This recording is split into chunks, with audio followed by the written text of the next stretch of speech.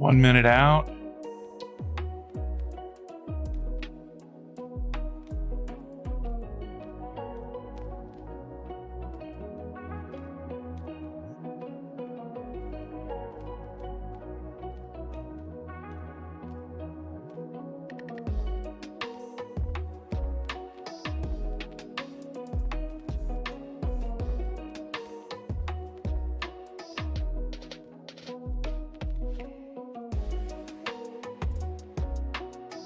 $30 seconds.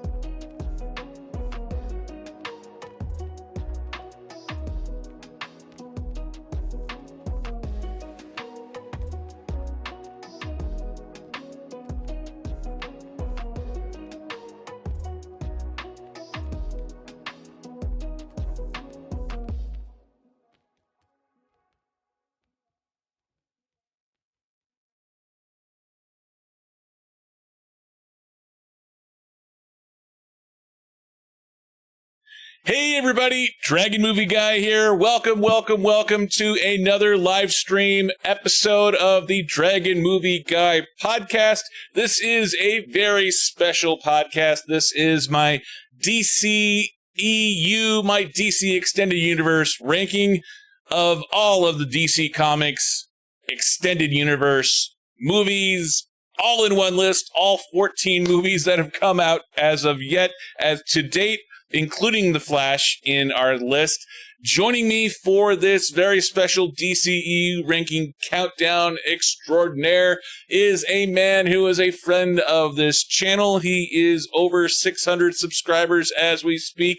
He is a founding member of the Cinema Squad. He is a friend of the channel and a friend of me.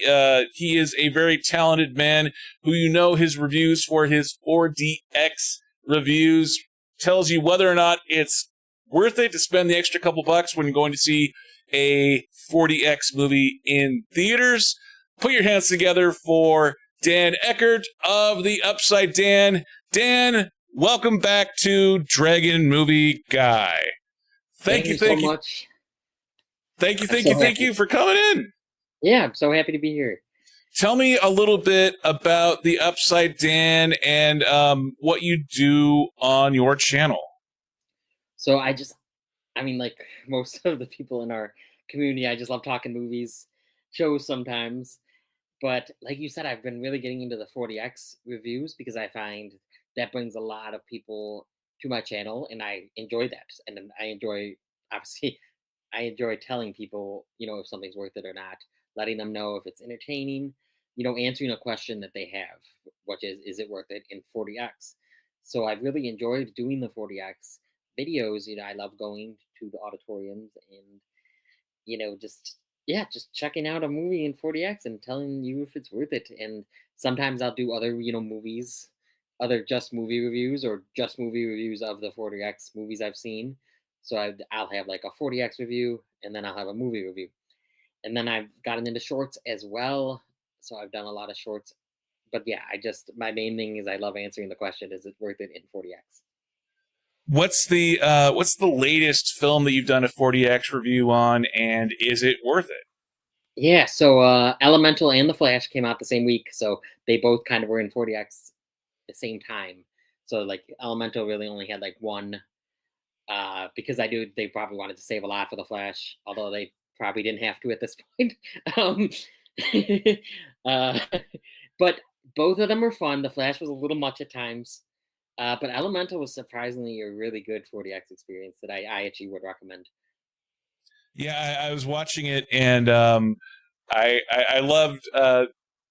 You were talking about the different elements, the wind and the water that are elements of the 4DX, and me, the smartass, I was thinking like, well, they haven't invented fire for 4DX yet.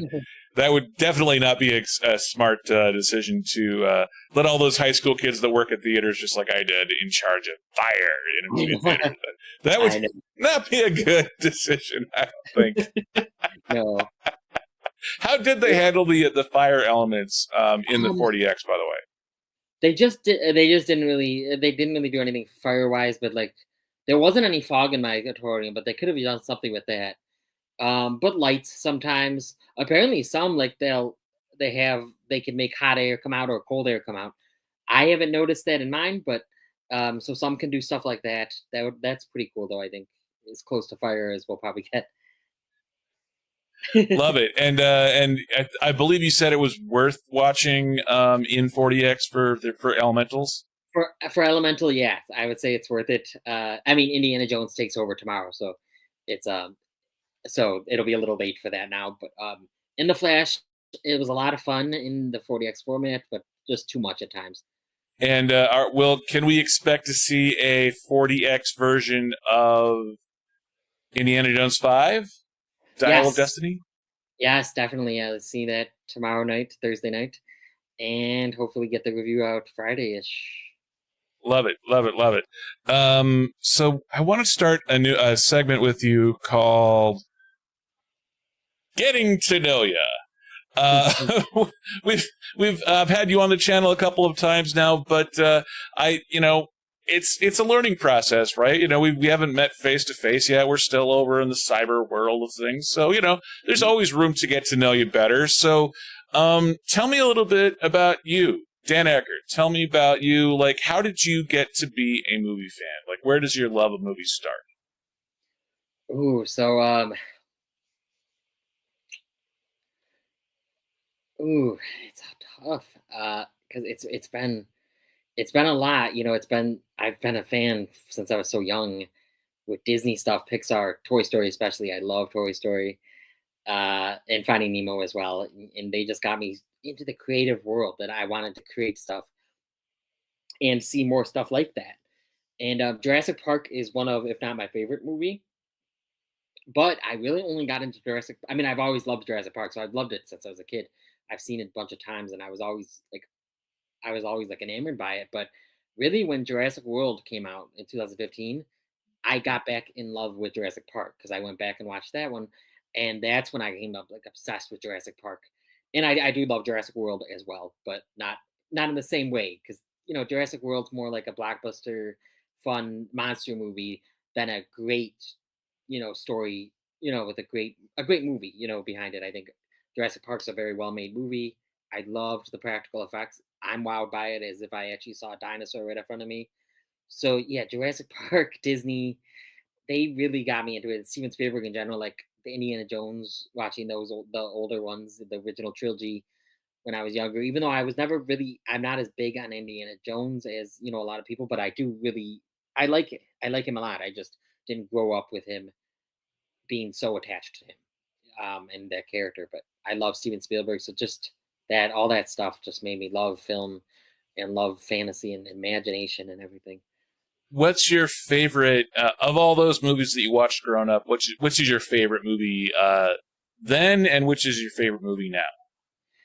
Oh, Finding Nemo was like one of my favorites forever, and it's hard because I rewatched some Pixar movies last year, and I love Toy Story 1, but Toy Story 3 overtook Finding Nemo last year. I've always loved Toy Story 3, but it's just Finding Nemo was my favorite Pixar movie for the longest time.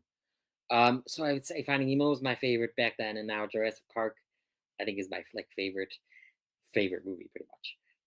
And that's the original Jurassic Park from 1993? Yep, 1993. We share the same birth year, so I love that about it too. You're making me feel old. I was working at the movie theater when I was in high school when Jurassic Park came out, and I have so many memories of that first Jurassic Park coming out. Like DTS surround sound. Like both of us are, we love movies in theaters. DTS was, at least in our theater, that was like the very first movie that came out that featured the DTS surround sound system. And it was so new that in our theater, in our janky little Everett Mall cinema, the speakers for DTS were just they weren't even really installed. They were just sort of placed on the ground in the front of the theater. Like if there was any sort of electrical anything, I hate to say it, but like it was like the theater, the speakers were all kind of pointed in whatever direction. So, I mean, 90s technology, but yeah, great flick. I mean, Steven Spielberg at his finest, and to think that he shot that back to back, to think that he was doing that movie back to back with another great Steven Spielberg flick, Schindler's List. Yeah. It's weird to think about that and he's done interviews about it, and there's been some special features on DVDs about how he was doing both at the same time or back to back, so it was a really weird headspace thing where he would be editing Jurassic Park while shooting Schindler's List. But yeah, it's fascinating how one of our greatest filmmakers of our generation is able to do amazing feats of filmmaking.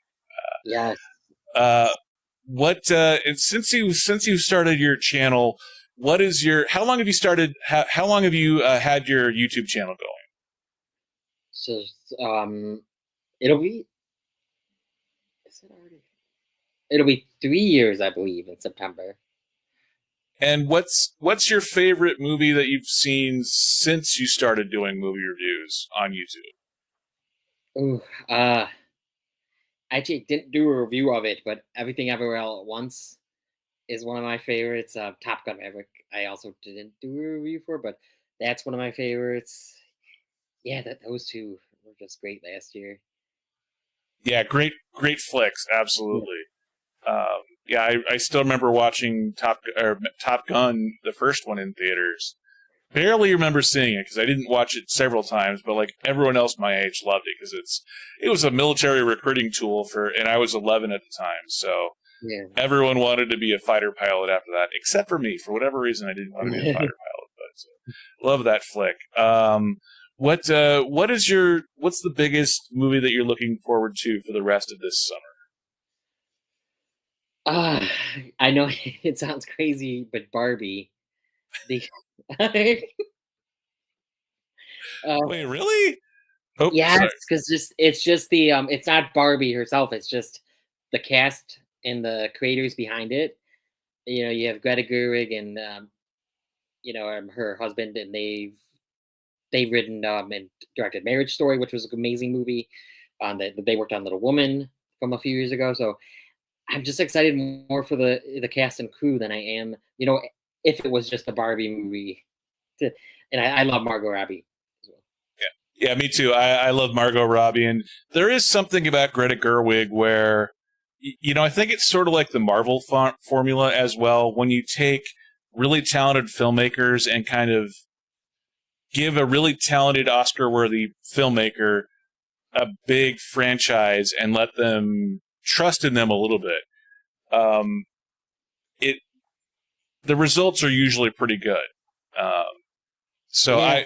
Fingers crossed. I'm really hoping that this Barbie movie, because you could say, well, they're going to do a Barbie movie, and then it could be like the Blue song, "Hey Barbie, it's Ken." And then the first trailer comes out, and it was just like, wow, that actually looks kind of not bad.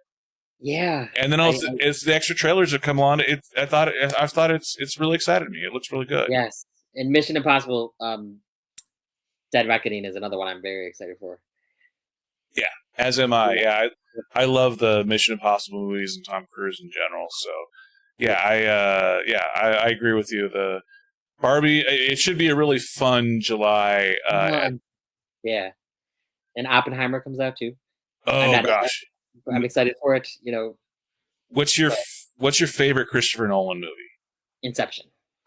Inception, nice. Yeah, yeah. And I don't mind Tenet. I know a lot of people. I like Tenet. I liked it. Yeah. I would love to see the director's cut of Tenet, because the only thing I didn't like about Tenet was the fact that it's 2 hours and 30 minutes exactly. So everything about that film felt a little bit rushed, and like he was trying to get in under some sort of contractually established runtime. So that's the one thing I would like to see. I would like to see with a little bit more breathing room, rather than 2:30 on the nose. Yeah. What are you hoping for to do with your channel in the future? Are there any new video types they're going to be coming out with? And what do you hope for the future of your channel? I'm hoping to hit 1,000 by the end of this year. Which, I mean, if I'm on this trajectory that I've been on the past couple of months, I think that I could do it. Because I've gotten so many more subs just doing 40x reviews because I do a few. Because I'll do like coming soon, a short coming soon, a long form video, and then the reviews when they come out, and the shorts of those reviews as well. So I mean, each movie, kind of like how you have so many shorts for each movie. You could have 7 shorts for each movie. That's kind of how I'm trying to do as well for 40x. And yeah, so I just want to expand it. Maybe do more informational on 40x videos because sometimes people in the comments ask me questions. Like some places get bubbles. I don't get bubbles. I don't get snow. So like information about some places will have this, some places will have that. I kind of want to research and do like if there's a best place to sit during a 40x, maybe like the middle is a better place than the back. I don't know. So I just want to expand my 40x empire.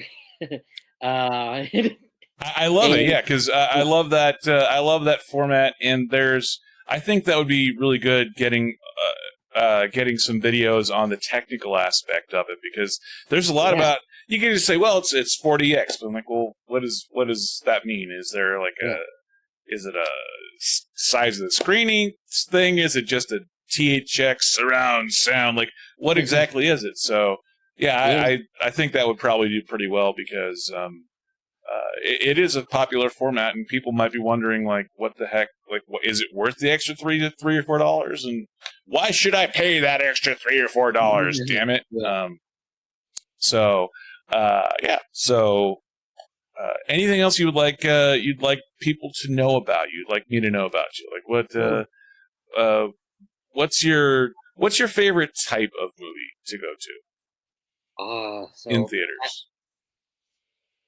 ooh, it's hard. So the comic book genre, I guess, then in theaters because I love like Endgame and Infinity War, No Way Home.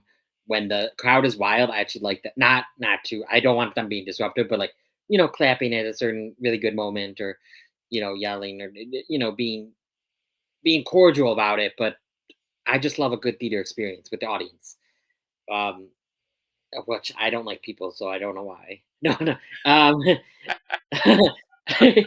But no. So yeah, superhero movies. I mean, I love horror and I love comedy, and I like comedy has some obviously hit and misses. Every genre has some hit and misses, but No Hard Feelings, which just came out with Jennifer Lawrence, that was actually really funny, and that was one of my favorite comedies of recent years. And that was a really fun theater experience as well. Transformers: Rise of the Beast actually was one of my most fun theater experiences. Everyone was crazy. It was an early screening, and we all went wild for it. I was actually pleasantly surprised by Transformers: Rise of the Beast. I didn't think that I would be, but lowered expectations plus a fun movie actually. And Anthony Ramos really was amazing in that film. Yes, he was. So Dan Eckert, thank you for letting me get to know ya. I'm still Yes. working on the out for that, but so before we get into our DCEU ranking, what's your favorite MCU? So it's either Endgame or Infinity War, and it switches. Like I love both of those movies. And No Way Home's up there as well. So, but Infinity War or Endgame, one of those. And Nice. Yeah, yes, me too. They're all kind of there's so many great Marvel movies. DCEU, not quite as much, but I was, I'm halfway through, nearing halfway through my rewatch. This particular ranking that we're doing, we're going off of not a rewatch. These are just sort of our memories, having watched all of these movies over the years, over the last 10 years now. It's weird. Is it weird to think that the DCEU is 10 years old? yes, it is. Man of Steel just turned 10, and yeah, it's crazy. Are Uh, you happy that it's being rebooted? I'm mixed feelings. So yes, I am, but at the same time, I it's hard because I think that they should do a clean slate. But at the same time, I love Margot Robbie as Harley Quinn, and I love a few of the actors and actresses as these characters. But I think they got to do a reboot, a full clean slate. And your thoughts on David Cornsweet being named the new Kal-El, the new Superman, the new. Yeah, I'm fine with it. I like him. I've only seen him in Pearl, from last year, and he was good in it, and I think he looks the part. And yeah, I'm excited for Rachel Brosnan as Lois Lane. Brosnahan. Yeah, Brosnan, yeah, as Lois Lane. I actually haven't seen much of her because I haven't seen Marvelous Miss Maisel or any of that stuff, but I think she's a good pick. She's really, really good in a supporting guest role in House of Cards. So if you like House of Cards and that kind of political drama type thing, like I hate politics, and I didn't watch West Wing when it was on air, but like I love House of Cards, and yeah, he's controversial now, but Kevin Spacey as the main character, it's Robin Wright, it's a ton of great actors, and Rachel Brosnahan is a guest star actress in a couple of those, a couple of seasons there. So she's really good there. And yeah, I have not seen Marvelous Maisel, the Marvelous Mrs. Maisel either, but I'm excited for her as Lois Lane because I think she has the acting chops for it too. Yeah. So shall we jump into our DCEU ranking? Yes. What opening thoughts on the DCEU?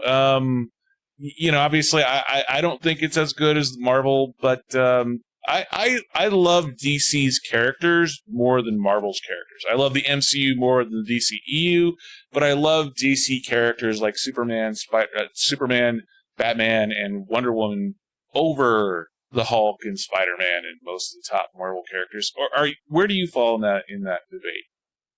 So yeah, I prefer the MCU over the DCU, but since I don't really read the comics, and if I do, it's Spider-Man and Captain America. So I am more of a Marvel person, even the characters. But I like Batman and I like Superman. I love Batman, I would say. I love Wonder Woman. I really like the Flash as well, the character. But yeah, no, I just like Marvel characters, I think, more. Spider-Man is my favorite superhero.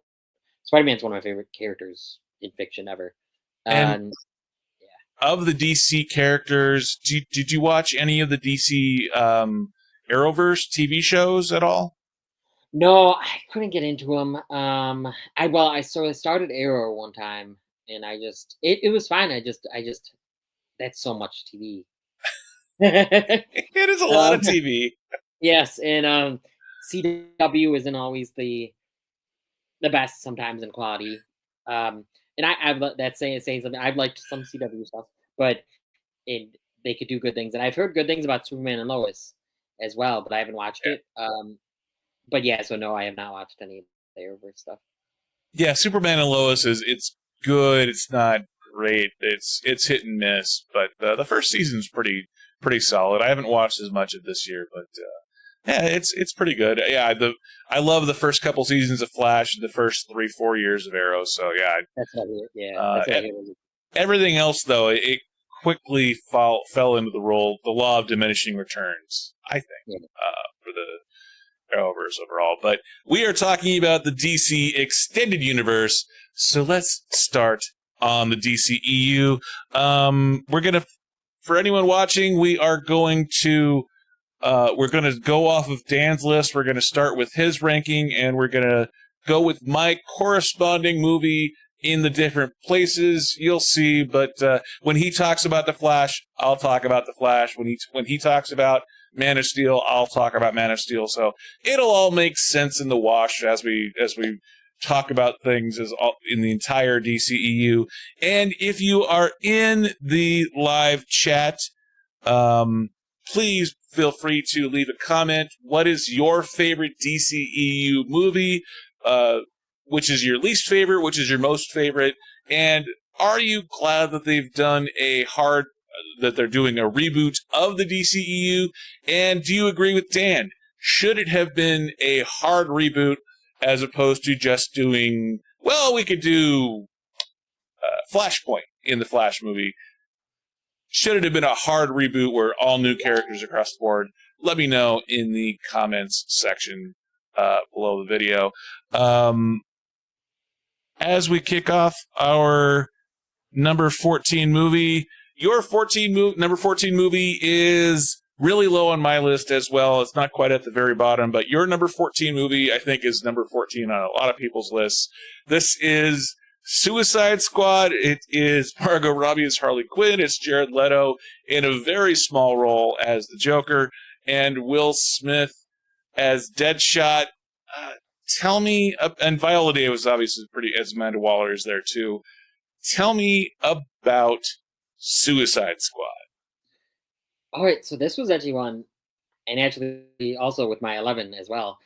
I went to it and I actually enjoyed them in theater. I kind of enjoyed it in theaters. I was like, oh, that wasn't that bad. But not as much with the Suicide Squad. It was more with my 11. But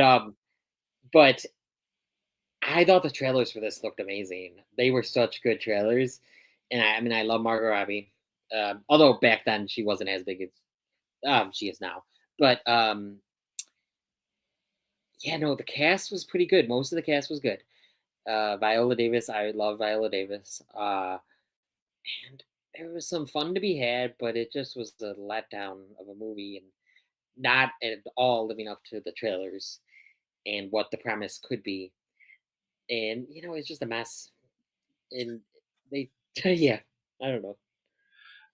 I agree 100%. Yeah, It's such a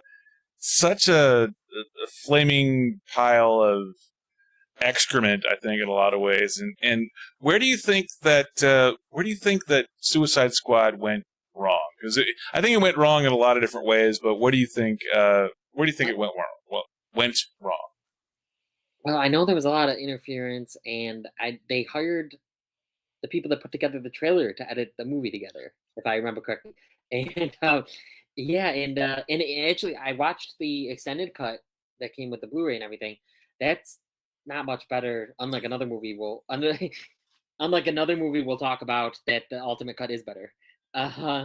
But yeah, no, I don't know. It's just a bunch of stuff.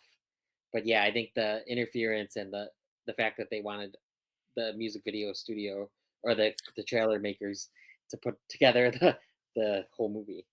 Yeah, I couldn't agree more. I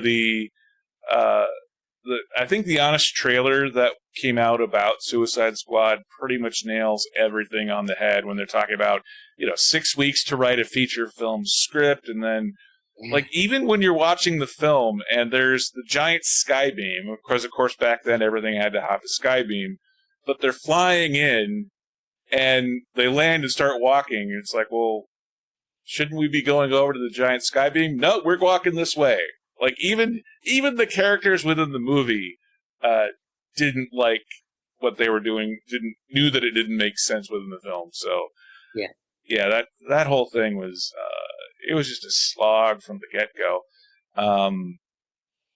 Yeah, it's weird too. You point out Margot Robbie. That was pretty early on in Margot Robbie's career. This is 2014, 2015 kind of territory. So she had really just kind of hit the big time with Wolf of Wall Street in 2013. So this is kind of her first real ascension into superstardom after that film. So yeah, it's nice to see that Suicide Squad didn't ruin her career. I know, and she's good in it anyway. But yeah. Well, yeah, because we've seen her 3 times now as Harley Quinn, which is nice to see. What do you think they could have done differently with this film to make it better? That's a good question. I don't know. And I'm not someone, by the way, that hates. I don't like him, but Jared Leto's Joker, I don't hate that performance. I think we could have seen more before I judged it. But maybe I would say almost have the Joker as the main bad guy. Maybe maybe if it wasn't Jared Leto though, because I could see him getting annoying. But but I don't know. I just a different villain, I think, and a tighter script, more character moments like this Suicide Squad had. Yeah, and I just wish with I love Warner Brothers as a studio, but just their whole management of the DCEU was so reactionary to everything Marvel was doing that obviously the Suicide Squad comes out the year after Guardians of the Galaxy, and because Guardians of the Galaxy is so popular and so well made, they're like, oh, what do we have that could compete with Guardians of the Galaxy? Well, we have Suicide Squad. Make that great. Yeah. Yeah, so yeah, everything about that, I wish they would have done their own thing Yeah. more than that one. Um, if we look at my list, I have Suicide Squad at number 13, not much higher, but it's a lot of the same stuff. The biggest thing is with Suicide Squad, we get 2 or 3 or even 4 different character intros. So it's a big team of characters. But when introducing characters, you can do you can do the thing where you introduce a popular character and you follow the camera along and you see their boots walking along and jing, jing, jing, and then pan up. And they did that like 3 or 4 times with the same characters. Like, how many different times can you introduce the same character in the same movie? And then you have all the graphics and there's no story. It's all like people posing for poster moments. And yeah, it's a giant slog. And yeah, you're right. Jared Leto it's not as bad as everyone makes it out to be, his Joker. But I kept thinking, and to be fair, they pointed this out in the Honest trailer as well. He is sort of doing a Jim Carrey impersonation. Almost, yeah. During doing the whole thing. So so that whole thing just, I wish they would have, I like the idea of it more than the execution, and you're right, hiring the trailer company to edit the entire film when they probably ran out of Red Bulls like halfway into editing, not a smart decision either. So, yeah Suicide Squad is, it's not good, in my opinion. Let's move on to your number 13 movie. As I scroll down here, your number 13 movie is, sorry, messed that one up. Your number 13 movie is Justice League. I have it mislabeled here, but your number 13 movie is Justice League. Tell me about, this is Zack Snyder, this is a little bit Joss Whedon, this is all of our big A-list characters. This is Superman, Batman, Wonder Woman, all coming together in the same film. This is supposed to compete with the Avengers. Tell me about Justice League. So yeah, this is what I meant when I said I saw this in theaters, and I actually enjoyed it at first, and I thought the critics were wrong. I didn't love it, but I was actually like, wow, this wasn't that bad. Then I saw it again in theaters a little bit later, and I found it, I don't know, I found it boring and messy, just like Suicide Squad. And I also just thought, I mean, this was a little bit into the DCU. I wish we started more though with had like a Batman movie, with Man of Steel, then the Batman movie, then maybe the Wonder Woman movie, then BVS, and then maybe Aquaman and the Flash get a movie, and maybe Cyborg would have got a movie then, and then the Justice League movie, and hope maybe Zack Snyder's vision. I know you're not as crazy about it, but yeah, no, I'm not as big Zack Snyder person, but so I just think that all that, like, it should have built up to this more, and there was Wonder Woman, beforehand and everything. I just wish we got even a bigger build up before BVS, to really build up these characters, each of them get an origin story before the big Justice League movie. I don't know. That's how I felt, and then I just felt it was too short because the studio wanted them to cut it down to like under 2 hours, I think, and that's too short for a Justice League movie. Like an Avengers movie, a Justice League movie, a team up movie, that's a little too short, especially nowadays with everyone wanting. I think they're too long, but wanting movies to be 2.5 to 3 to 4 hours. Now they're so long, and I don't think that was long enough for a Justice League movie. Yeah, I agree 100%. The whole thing with the DCEU is so badly mismanaged from the studio perspective, and it's funny because all they had to do was look at what Kevin Feige was doing at Marvel and say individual solo films feeding into the team up movie. That footprint, that pattern was already well established. So the fact that we get a Man of Steel movie, we get a Versus movie in BVS, and then jump straight into Justice League. We had a Wonder Woman solo origin story, but we hadn't had a Batman solo film. We hadn't had an Aquaman solo film. All of those characters, I think, get short shrifted by having to have their origin stories inside of a Justice League film. And okay, so maybe you save Cyborg for the Justice League film, but I think every other character should have had their solo film first, and then have that go into Justice League. Yes, and then the Flash's solo film should not have been Flashpoint. So Flash's solo film should have been a shorter one, and then maybe a second Flash movie, and then Flashpoint should have been the third Flash movie, and kind of a Justice League movie, because it's called the original, the animated film is called Justice League Flashpoint Paradox. So it could have been just a team up movie, but basically the Flash. Well, and to have the Flash solo film come out 9 years later. Yeah, I know. It's such a such Black a waste Widow, of great characters. Like Black Widow in the MCU, how her not origin film, but a film, about her came out after she's, spoiler alert, dead. Yeah. That wasn't Kevin Feige's fault, though. That was Perlmutter's fault. That was like people don't want a girl superhero movie. Oh yeah, and I actually don't mind the Black Widow movie, but yeah, that's another. That's yeah, I liked it. I think it could have been a little bit better than what it was, but I like the idea of it more than the actual film. But I have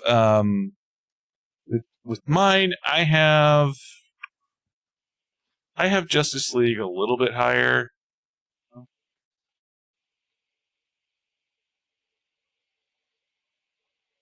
we go. I have Justice League a little bit higher on my list. I have Justice League at number 7. I actually like this better because Joss Whedon came in and take over. I like some of the changes that you can totally tell that he did, like the Russian family. I liked that sort of ground level thing that he had done with the Avengers. Like if you think about the Avengers 1, Marvel's The Avengers from 2012, he had the waitress in the cafe as sort of the point of view ground level character. So the fact that he had to come in after all of the stuff that Zack Snyder had shot was already done, everything's all cynical and dark. It's like, well, how do you have some moments of levity or impact? It's like, well, let's take the family. Take this one little Russian family, mom, dad, couple kids, and they're going to be our eyes and ears through which we see this alien invasion taking over this power plant. And while it's not perfect, I can't imagine being the guy that being Joss Whedon taking that phone call and saying, yeah, we only have a limited budget. We only have a limited amount of time. Can you fit all this stuff together, all these moving pieces together, and only shoot a couple of extra scenes? Can you do that and have a coherent movie? And he was like, yes, I'm Joss Whedon. And then Joss Whedon gets broken and quits Twitter. So yeah, I actually like what Joss Whedon did with a lot of the moments in this. But yeah, I'm with you. I just wish that we would have built up to Justice League, because the studio was so keen on rushing Justice League at the theaters. It comes out half baked, and while I liked most of the cast members and the casting for this movie, I just wish it would have been better. Yeah, and I think they wanted it out that year to get their bonuses. Yeah, and which just makes it even worse, because if they would have done it right, and if they would have made it good as opposed to just getting those bonuses, they probably would have gotten those bonuses anyway, because if you sell $1 billion, then there's plenty of money to go around to all the executives out there. So I just wish the fact that we never got a Ben Affleck as Batman solo film, it's one of the great injustices. The fact that here he is. I love Ben Affleck. He's one of my favorite actors. I love Good Will Hunting. I love him in pretty much everything he's done. So the fact that we've had Ben Affleck as Batman, we've had Ben Affleck as Daredevil, and we've never gotten a good performance out of him in either of those roles. And it's not really his fault. Yeah. It's not him in the role. It's the films he's been in that have largely been, which I find exceedingly hard to believe, especially considering he's a good director in his own right. So there's so many wasted opportunities here. Even Henry Cavill as Superman, I know he's kind of divisive in a lot of ways, but I like Henry Cavill. I'm not a huge fan, but I like Henry Cavill in the role. Love Gal Gadot as Wonder Woman. So, Me too. Just wish it was better. It's just better than what it was. Yeah. Let's move on to your number. Actually, let's go back and look and see if there's anyone in the chat.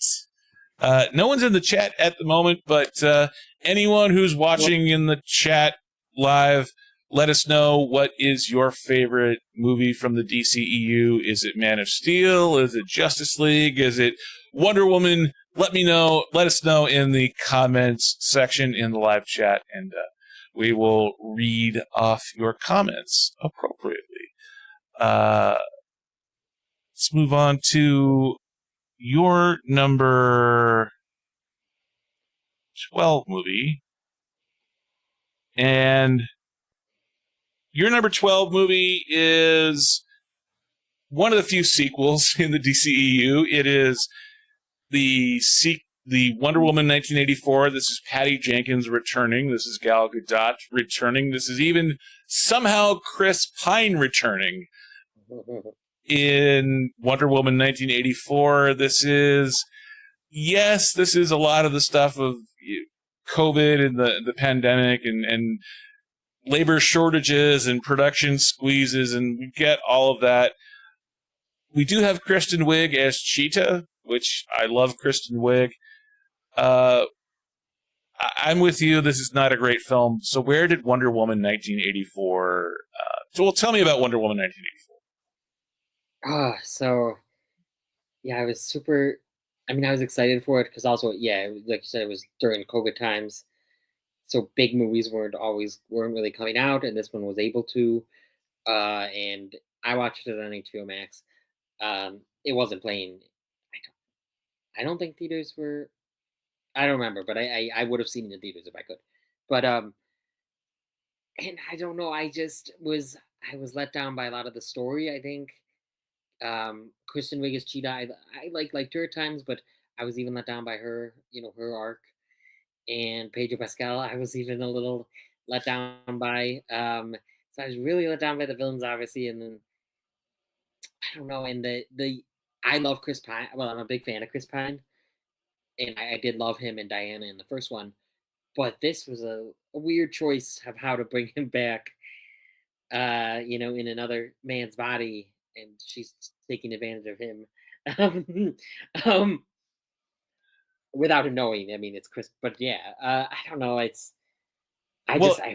Yeah. And you're right. Like even the fact that Chris Pine at one point in the film is sort of feeling funny about it himself.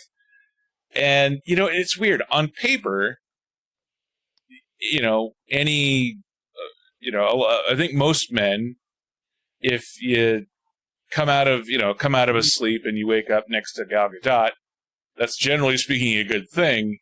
Yeah. But the fact that even the guys that are watching it are going like, yeah, this is not exactly the most.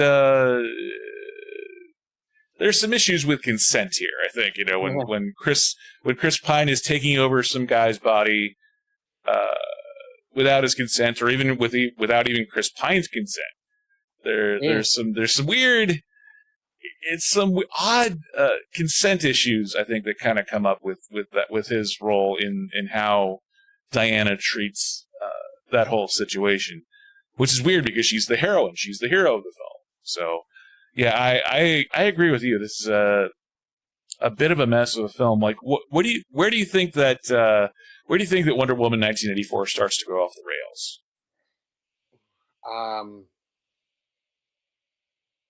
I mean, the second half, I would say, I don't know. It's hard. It's tough because there's stuff. I mean, I like in it. I mean, there's stuff I liked in Justice League as well. I mean, I guess there's some stuff I liked in Suicide Squad. Um, but it's just tough. It's just a mess, and the script is all over the place at times, and pacing's a little weird. So I don't really know exactly when, but I just at the end of the day, I was let down by it. Yeah, I'm the same way. I'm with you. I watched it on HBO Max because this is one of the first films that was sort of when things were starting to open up again, and this is when Warner Brothers was trying to do their same date in theaters and on HBO Max. And yeah, there's something about the visuals with this film, which is weird because I love bright colors. I love star-spangly goodness, and Wonder Woman is a perfect character for that. In the 80s is a perfect scene for that, perfect setting for that. So the fact that they kept showing that cheetah fight, where clearly they had already rendered it out as a daytime fight, they're like, well, we need to make it a nighttime fight. And all they did was just darken it. Oh I yeah, think that's sort of it's the big fight at the end of the film. We've already spent millions and millions of dollars on it, and we know we're changing it so that it's at night. So let's just darken it. Why redo the whole darn thing? And you can totally tell that someone just kind of went, well, let's darken it. yeah. That's actually the '80s is a good point because that's another thing. I didn't love the opening scene because it felt too. I know it's supposed to be an ode to the '80s. It felt too cheesy in the mall and everything.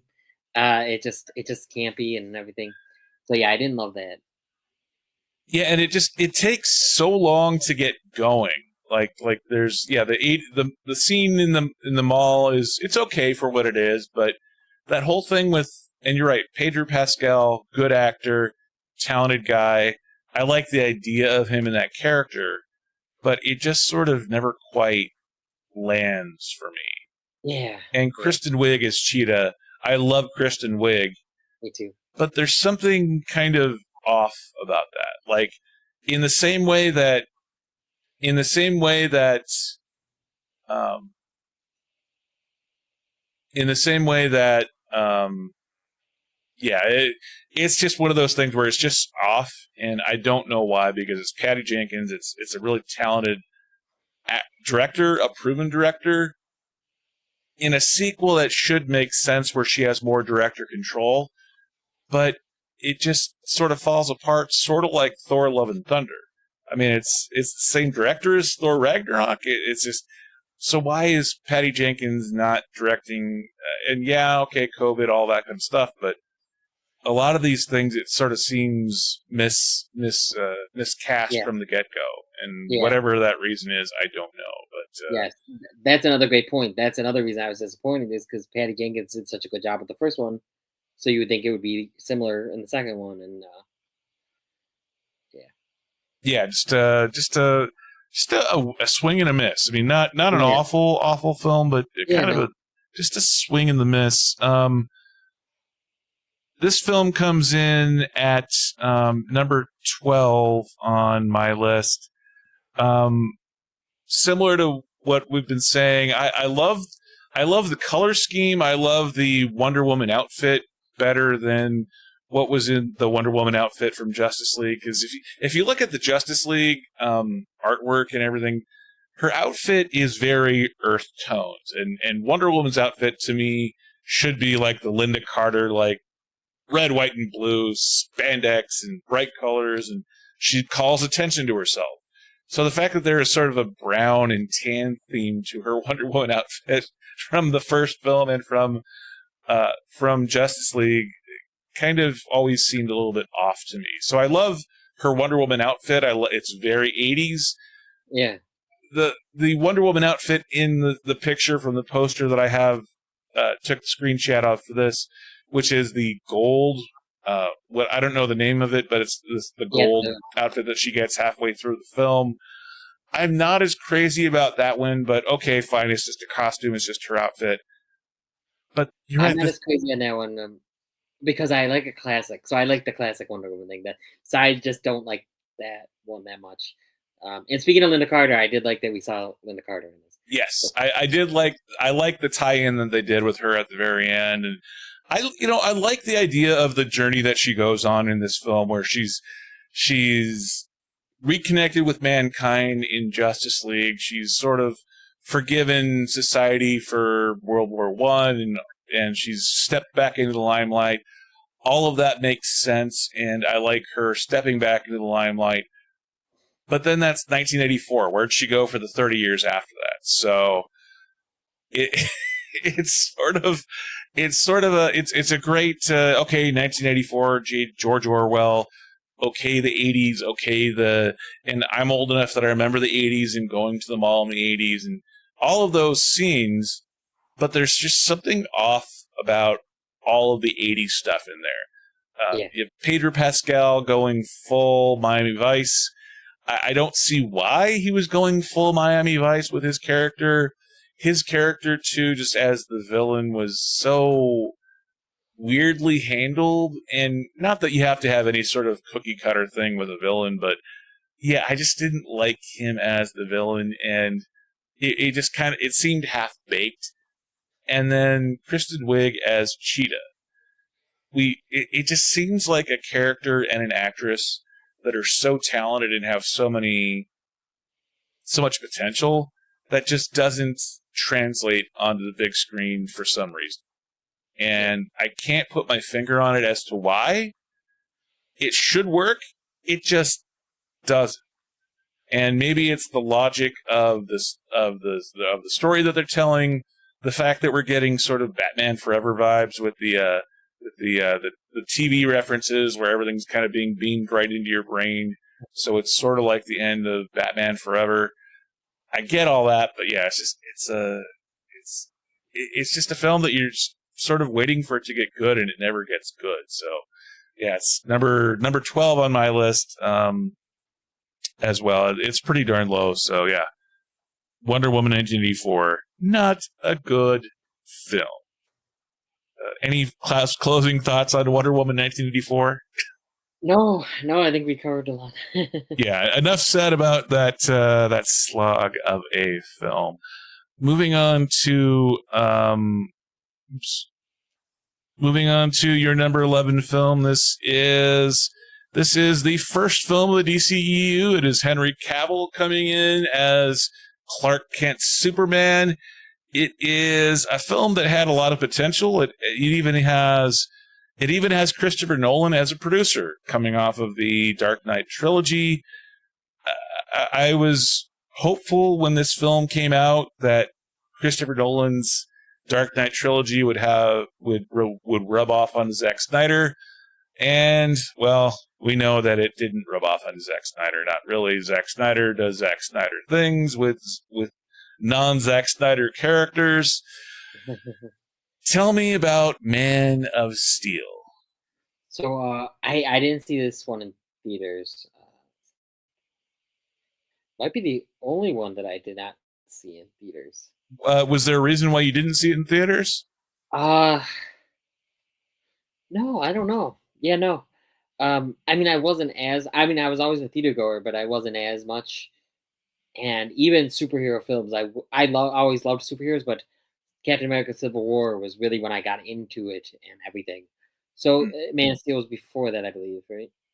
I believe so. Yeah. So this is 2013. So it's the year after Marvel's The Avengers. Oh yeah. So did you watch Avengers 1 in theaters? Yeah. So I did see most of the Marvel ones in theaters. So this would have been right about when Iron Man 3 comes out. And yeah, I don't know why. I just didn't go to Man of Steel.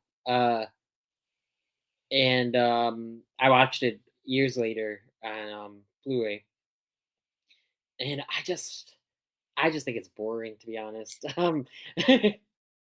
I love Henry Cavill as the character though, so it's hard because I really liked him. I think he looks the part, acts the part, but I don't know. I think that a lot of the visuals are really good. Michael Shannon's pretty good in this one. I don't know. I didn't jive with it. I was kind of bored, and I couldn't stay paying attention at times. Yeah, I can't disagree with you. It's just, and I don't know whether it's because it's an origin story that we've seen before, because we've seen so many other Superman movies, and it's okay, yeah, Krypton explodes and Jor-El and Kal-El, and hey, there's Lois Lane. Yeah. Yeah, there's just something kind of a little flat about it. It's kind of reminds me of Superman Returns from 2006. Like, it's not bad. It just doesn't. It's Yeah. not dialed in for whatever reason, and it's not awful. I think it's. I did my rewatch already on, and my score went up from where I thought it would be. Yeah. Like the It moved filmmaking well. the filmmaking's solid, but it's not. Engaging. I don't know why. You know what I think it is Zack Snyder, the way he handles Superman, Kal-El's Clark Kent Superman. If you look over at Marvel and you look at Kevin Feige, one of the biggest things that Kevin Feige does right is whatever the solo film is, whatever the main character is, he drills down and finds the essence of that character. Whatever the essence of that lead character is, the entire film reflects the main character. You look at Iron Man 1. Who is Tony Stark? Well, it's Robert Downey Jr. He's a womanizer. He's brilliant. He's all these things. And everything in Iron Man reflects off of Robert Downey Jr. as Tony Stark, Iron Man. I look at Man of Steel, 2013, and Henry Cavill's a good choice. He looks the part. But I keep thinking of, like, when you look at Clark Kent, and in this movie, Clark Kent goes on to be a deadliest catch fisherman. And he's on a fishing boat in Alaska, which, Deadliest Catch was a huge TV show at the time. Well, he's Superman. It's Deadliest Catch, but it's not deadly to Superman. So why is he there? Well, he's going on a journey, and like, it kind of feels like when you're seeing a character that's snarling and has a beard and he's walking through Alaska or Canada, it sort of feels like he wanted to make a Logan movie, like he wanted to make a Wolverine movie more than a Man of Steel movie. So the fact that he didn't get the main aspects, the central aspects of that character of Kal-El, of Superman, it just sort of everything kind of stumbles from there, in my opinion. What do you think? Yeah, I agree. I have to watch this again, and I just watched it, I think, last year or 2 years ago. But I don't remember a lot. Well, that says something. The fact that you're not remembering it, and the fact that you, a movie critic who loves going to the theater, didn't bother going to the theater when this film came out. It kind of shows the lack of enthusiasm for this film. I saw Superman Returns in theaters, and I was younger, obviously. But yeah, but I tend to agree. I'm hoping, and I think I will like it a little more on rewatch. And on my list, I have Man of Steel a bit higher. I have it. Let's see. Oops. There we go. I have Man of Steel at number 5 on my list, which I think is more of a reflection on the rewatch that I did. And although I did this ranking before the rewatch, I get it's not a bad film. It's solidly built. There's good characters. You're right. Michael Shannon as General Zod is well done. The fact that you're trying to retell a story that's already been told so well before, that's a really hard thing to do. So how do you retell another origin story when the origin story was already perfectly told by Christopher Reeves and Richard Donner? I get that all of that is really hard, and when you're doing a DC franchise to try and compete with Marvel, which is setting box office records across the board, I get that having to start with Man of Steel, start with Superman. That is your biggest hero. That is the most popular DC Comics character. So yeah, you got to start there. I don't envy Zack Snyder in that regard, and all of those things make doing Man of Steel really, really difficult. And the fact that he has a great cast, I mean, Russell Crowe is great in a small role. Kevin Costner is great as Jonathan Kent in a small role. But I think we could have gotten more out of those two really talented actors, those two father figures, to Superman, to Kal-El. There's things that I liked about it. I liked that Lois Lane was kind of tracking down this whole story, and she finds Clark and that whole thing. I like that reveal, but it just the characterization of Superman, of Clark Kent, of Kal-El is just so dark. And what's funny is that looking at Man of BVS and Justice League after that, it got a lot darker. Man of Steel is actually not as dark throughout most of it, and some of the darker scenes are like flashbacks, like the whole thing with Kal-El being sucked into a pile of skeletons, and he's getting, it's like this weird Shakespeare type moment. It's a flash. It's a dream sequence with General Zod. So the darker scenes in here, yes, there's all the religious iconography as well, which I'm not a huge fan of, even though there's all that. But yeah, it never quite gets good. Like it's the film that never quite jumps off the page and says, like if you look at the promotional material from Superman, from the Christopher Reeve Superman movie from 1976, 77, the headline was, "You'll believe a man can fly." Mm-hmm. And there's nothing about that sentiment, that awe, that wonder that I associate with Superman that comes off of that character in this film. And I think it's a failure from the director. It's not Henry Cavill's fault. It's not any of this. I mean, because the cast in this is phenomenal. I love every one of these actors, but yeah, it's just sort of, it's not great. It's okay, but it's not great. More thoughts on Man of Steel? No. No, I'm good. Let's jump back to the chat for a second and see if anyone's there. No one's in the chat. Not surprising. I didn't do a very good job of promoting, but and it's the DCEU countdown. It's not Marvel. I think Marvel would get more attention, but it's always good to go through everything here. So let's move on to your number 10 movie, and your number 10 movie it's a Harley Quinn solo film, except that it isn't.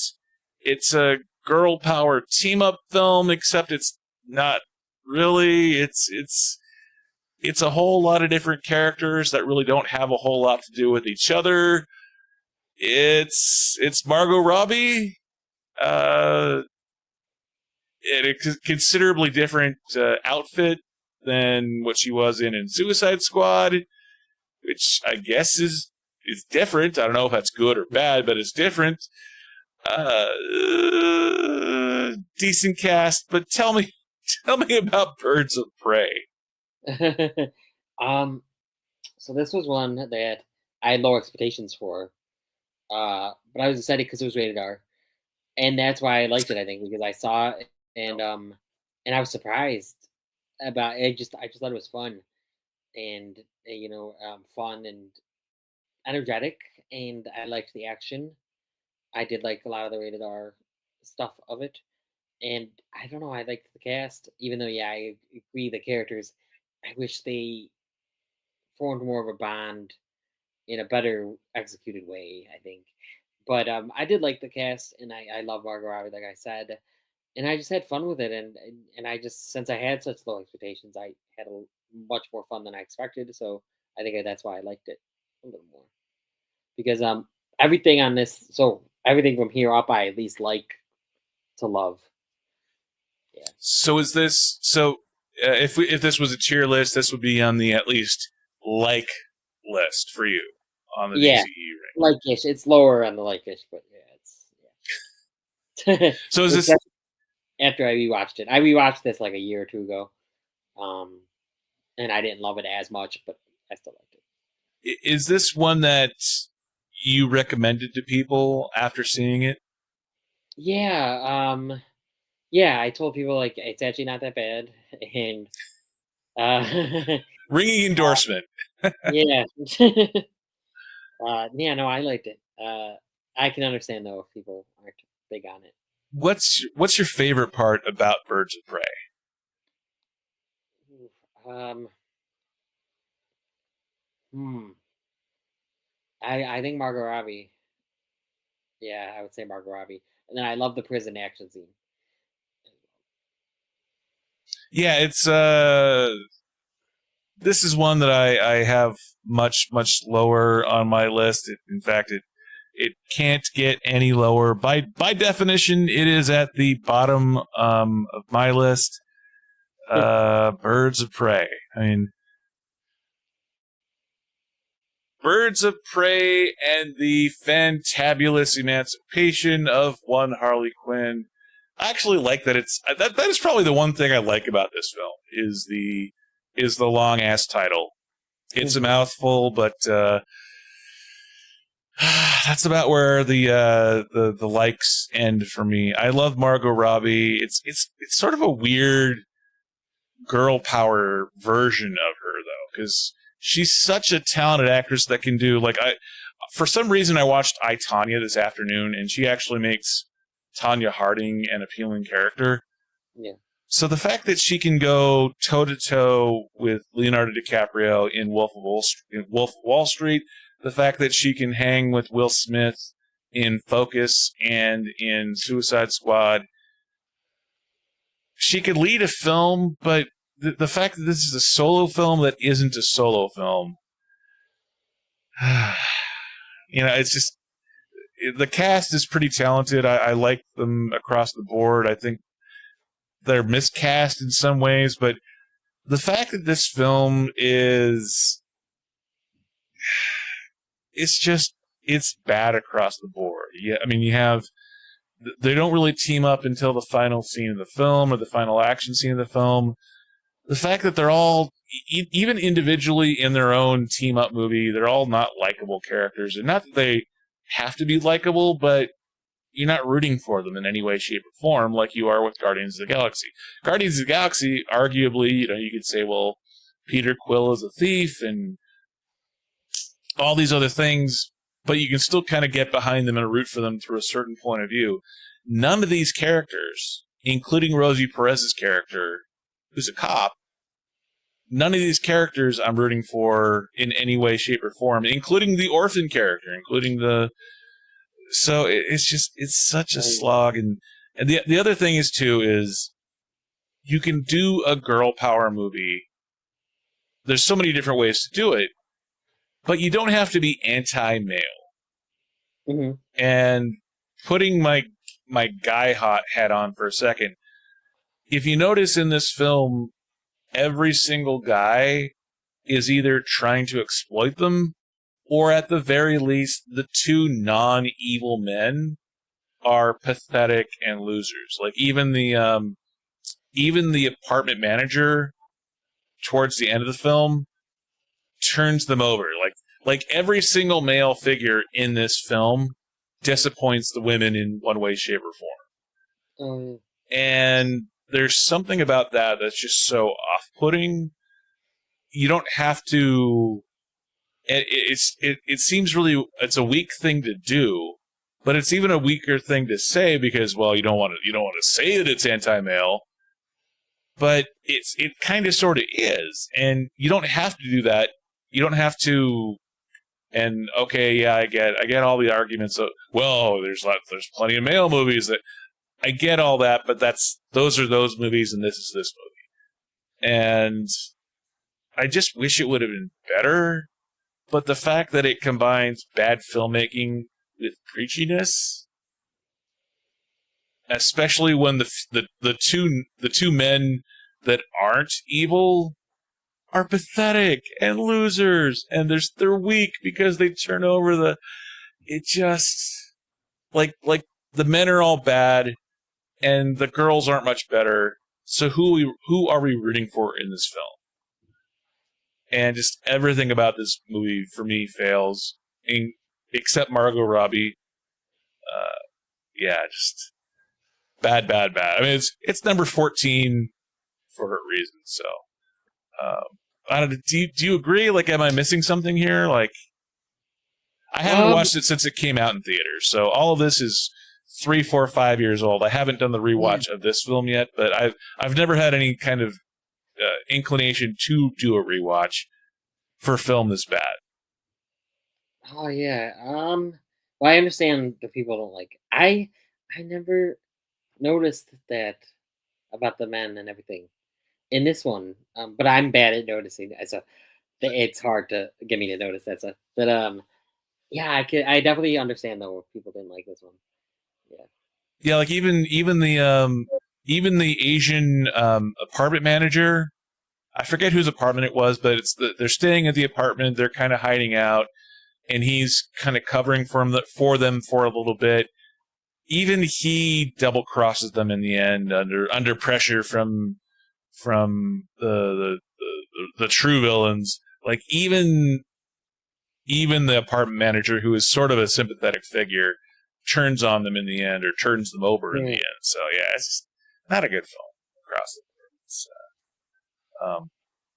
yeah, I wish there was something that I missed, or Oh yeah. No. yeah.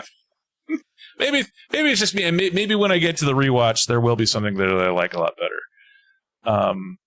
So your number 9 movie, and as you said, we're now going into we're heading up into the like part of your tiers. This is what was this? This was the 3rd film in the DCEU. This is Batman v Superman. This is Dawn of Justice. This is Zack Snyder directing. This is the introduction of Ben Affleck as Batman. This is a massively popular storyline of Batman versus Superman. This is sort of competing with Captain America Civil War, where it's Tony Stark versus Iron Man. Tell me about Batman v Superman. So I was let down by this one, but I think because it just wasn't as good as a movie that's called Batman versus Superman should be. Like that should be the epic. That should be one of the most epic movies ever. And I still actually don't mind the movie, especially the ultimate cut. I think the ultimate cut for this one does improve on the theatrical cut. It gives a little bit more meat to the Lois Lane and Clark story, especially, that I really liked.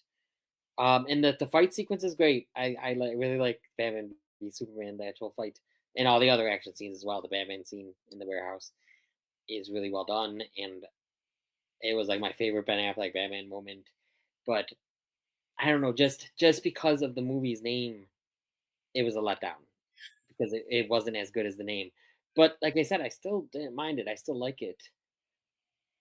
Now, we're considering the Ultimate Edition for our rankings here, and I think that's a good thing because the Ultimate Edition is a lot better than the theatrical cut.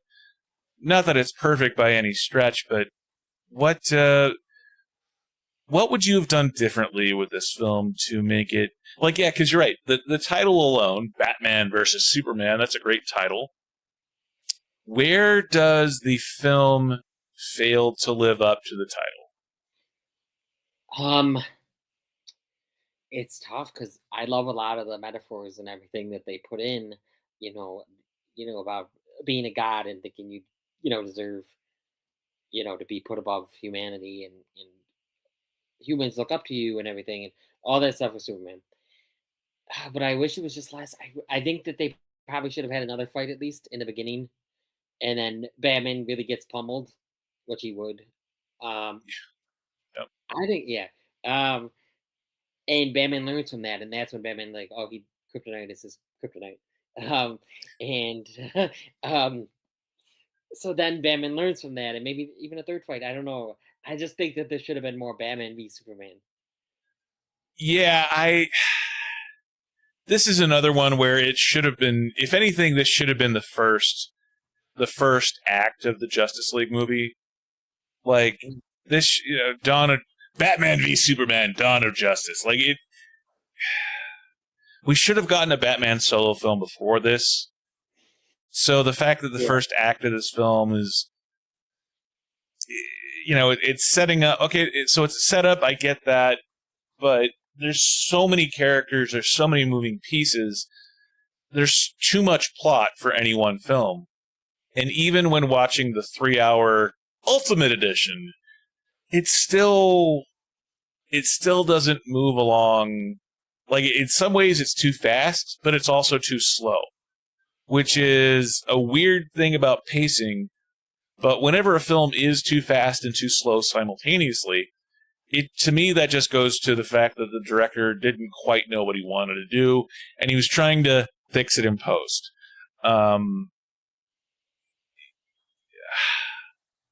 I've already done my rewatch on this one, and so the thoughts are a little bit more. My thoughts of it are a lot fresher. The whole thing about executing Jimmy Olsen, and then when you do when they do the theatrical cut, they don't even say that it's Jimmy Olsen. Just because you have all the toys available in the toy box doesn't mean you have to kill off Jimmy Olsen. Mm-hmm. I just, when I look at where I have Batman v Superman at number 10 on my list. I liked this more, the Ultimate Edition, way more than the theatrical cut. I didn't like it as much as I thought I would. I like the idea of Holly Hunter, but the whole thing of Lex Luthor and the jar of urine. I get it, but like, okay, that's sort of an offhanded joke to then have a fully realized physical prop version of a jar of urine. The guy that loses legs in the wheelchair. Well, then, okay, fine. Lex Luthor comes in, buys his loyalty with a Professor Xavier type chair. So then, if he gets the wheelchair, that's the nice wheelchair. Why does he? The logic holes in this film are so many and repetitive, and it's such a cynical film. Yeah. And the part of it too is, look, when in the analog of this is Captain America: Civil War. And while that film isn't perfect either, the airport scene is amazing, and at least you can get behind the fact that there is a legitimate philosophical difference between Captain America and Iron Man. In this film, Batman is supposed to be the great detective.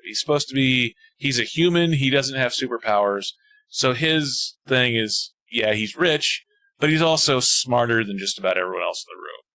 So the fact that Bruce Wayne is sitting there going, well, if there's even a 1% chance, then we have to take it as an absolute certainty. Really? Like, that logic doesn't make any sense to me, even coming from Ben Affleck. So it's just, all of that, and then yes, the Martha stuff. Why did you say that name? Well, okay, yeah, he's choking and there's kryptonite there, but it's Lois Lane has to walk in and say, it's his mom's name. Yeah, okay, so their moms are both named Martha.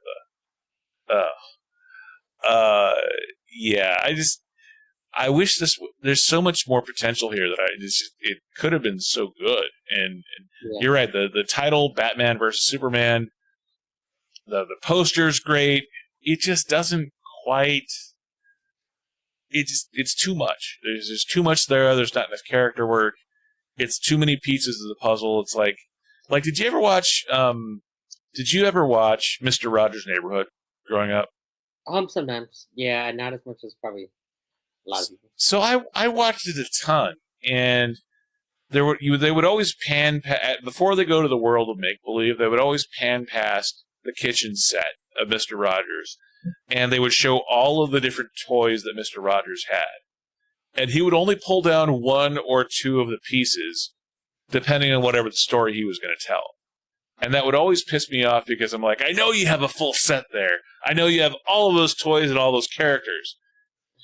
But Mr. Rogers would show restraint and only bring in the toys that he would need to tell whatever the story is that he wanted to tell. Yeah. I wish Zack Snyder would have learned that lesson. If Zack Snyder would have watched Mr. Rogers' Neighborhood when he was a kid, maybe he would have learned that just because you have all the toys doesn't mean that you have to use all the toys in every single scene. I feel better now. No, but yeah, I wish it would. I wish it was better. I wish it was more clear storytelling. I wish it was more fun. I wish it was not illogical to the characters, and yeah, just the giant jar of urine. Yeah, I also could do without. Final thought, and then we kill off Superman at the very end. What'd you think about the death of Superman too? Like, of all of the things, like it's the third film in the entire series, and we're already killing off Superman. Yeah, I know. I mean, yeah, I don't know. I knew he'd come back. Obviously, it just, and then they put the tease in there as well. But yeah, and that's the thing too. We know he's coming back. It's only the third film. We know that they're going to make a Justice League movie, so why are you even bothering to kill out? Well, but it's dramatic and. Moving on from Batman v Superman. Let's move on to your number 8 movie. Mm-hmm. I think, and look, we're getting to the better films in here, and your number 8 film is, like many other things in the DCEU, they try to course correct, they try to improve things. I think universally, Suicide Squad is hated even amongst actors of the DCEU. There's a reason why Will Smith did not come back to this film. There's a reason why Idris Elba plays a very similar character to Will Smith's character. How do you I like this better. I like this film better. It's James Gunn's first film in the DCEU. It leads to him taking over the DC universe now. It's a much better film. It does have a lot of corollaries to this Guardians of the Galaxy. 4 or 5 main characters when you get down to it. John Cena, Margot Robbie, Idris Elba. Tell me about, and even Sylvester Stallone in a voiceover character role. Tell me about the Suicide Squad. Yeah, so this was one I liked it a lot more when I first saw it, and I didn't love it because the hype before this movie was it's the best thing since sliced bread, which I hate that. Like the Flash had that hype, and that ruins the movie for me because I expect the Suicide Squad to be the most amazing superhero movie I've ever seen. And then it's not. I was a little let down by it, but I still really liked it. Like I have my shirt because I love King Shark in this Sylvester Stallone, and so I was a big fan. I got this before I saw the movie anyway, but and I got a bunch of Funko Pops, so I must have loved it when I first saw it. And now, just out of nowhere, not now, but like a year later, like out of nowhere, I just was like started to not love it as much and like it as much even, and be like down on it for some reason, and I literally don't know why. So I'm pretty sure when I rewatch it, it's gonna, if we do this ranking again after Aquaman 2, I think it's gonna probably go shoot up a little bit. Well, that's an interesting question. Like, so you liked it when you saw it. You saw it in theaters. Yeah, and I didn't love it even then, but yeah, I liked it. So what is it about this film that you think it doesn't sit well, is what it sounds like. It's sort of like when you go and you eat, like, was this film sort of like Taco Bell? Like, you the idea of it is appealing, and then you actually go eat it, and it doesn't sit as well. Like it's not. It didn't ruin it, but like it's just for whatever reason didn't sit well with you over time. Why do you think that is? I think, I mean, like I said, even before the movie, the hype. So I think after even the movie, I was like, how people are still like overhyping this and they love it so much, and I don't understand that much. I get it. Like I liked it, and I still like it, and I haven't rewatched it though in a while, so that's why it's interesting when I rewatch it if I'm gonna love it again. Uh, the third act, I'm not a huge fan of the kaiju stuff. I just thought that was a weird villain choice for the Suicide Squad to beat. Although I will say they didn't have a choice because it broke out, and then they had to fight it. But like even the director and the writer did James Gunn didn't have to put it in there. I don't know who would have been the villain, but I don't know. I just felt the third act was not as great as the other acts. But I mean, I like the characters. I love the actors, and I did have fun with it. I laughed. And the rated R really worked for me. I loved the violence and the action here. Yeah, I'm with you. I think the R rating was well used. Another example of DC sort of copying Marvel and Deadpool's success with the rated R rating, and while that didn't work for me in Birds of Prey, I think it does work very well in the Suicide Squad. It's such a weird film because it's coming off of even the studio having such low expectations from the first film that anything that doesn't suck is going to look good by comparison. So that's fascinating that you saw it in theaters, you liked it in theaters, but it didn't sit well over the long term with you, to where you're like, eh. Yeah. And I think that's similar to my take on it, and it's interesting because you talk about the third act with the villain with Starro, and I'm not a comic book reader by any stretch, but to me, comic books are a great origin source. They're like they're like a book. It's a graphic novel for a reason. And it's interesting to note that Starro was the villain in the very first Justice League movie, it was the villain in the very first Justice League comic book, not the movie. So it is interesting to say, okay, well, yeah, it's a starfish in space, which is the simplest way of describing it, and yet it sounds stupid, and it kind of is in some ways, which makes it a perfect villain for a Suicide Squad movie. So, and given that it's James Gunn, and James Gunn is very visual and has such a fun and unique and weird aesthetic to his films, especially as we go past the first Guardians of the Galaxy movie and Kevin Feige kind of releases the reins a little bit and kind of lets him do whatever he wants to do. We've gotten weirder and weirder visual aesthetics that somehow work. They probably shouldn't work, but they do. Yeah, I like this film, but I think so much of that is because it's not the first Suicide Squad movie that I'm able to look past the warts and go, well, that was a good movie. That's a good moment. That's a good moment. It's a great thought experiment, but it's not perfect by any stretch. I have this film as being. I have the Suicide Squad at number 6 on my list. I think I liked it a little bit better than you did. I love the misdirect at the beginning of the film. Yeah. I love the time jumping back and forth where we're getting the Suicide Squad killed on the beach, and then we come to Team B and we do the big title reveal, and I mean I love all of that. I love David Dastmalchian as Polka Dot Man. I love Ratcatcher 2, Daniela Melchior. Great job as an actress who I'd never seen before. Love her in that role, and the fact that they were able to actually bring a great character moment into that role.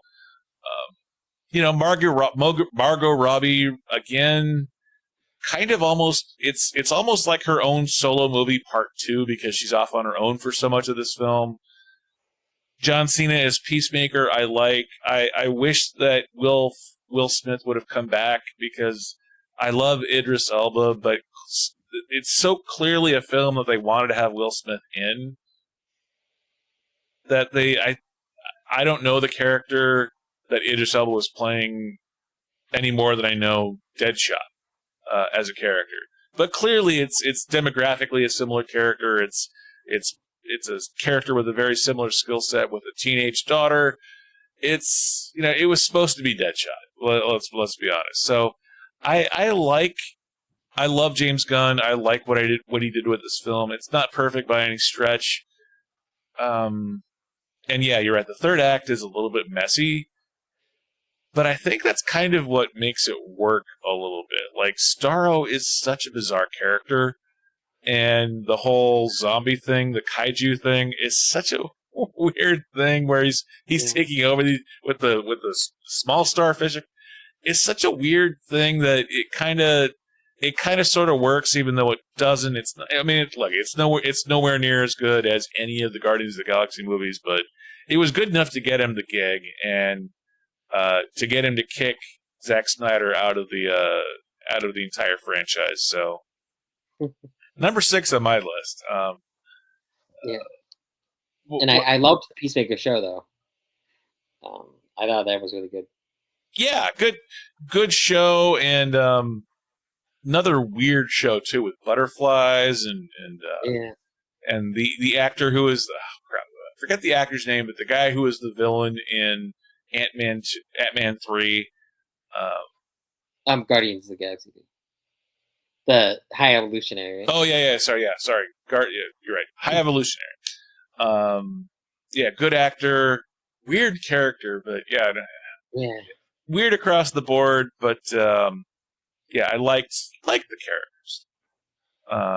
And yeah, Margot Robbie in that role, kind of seducing the Generalissimo. Yeah, it's such a weird storyline, but somehow it works. Anyone in the... Nope, no one's in the chat. Let's move on to your number 7 movie. I think this one surprised me a little bit. Your number 7 movie is The Flash.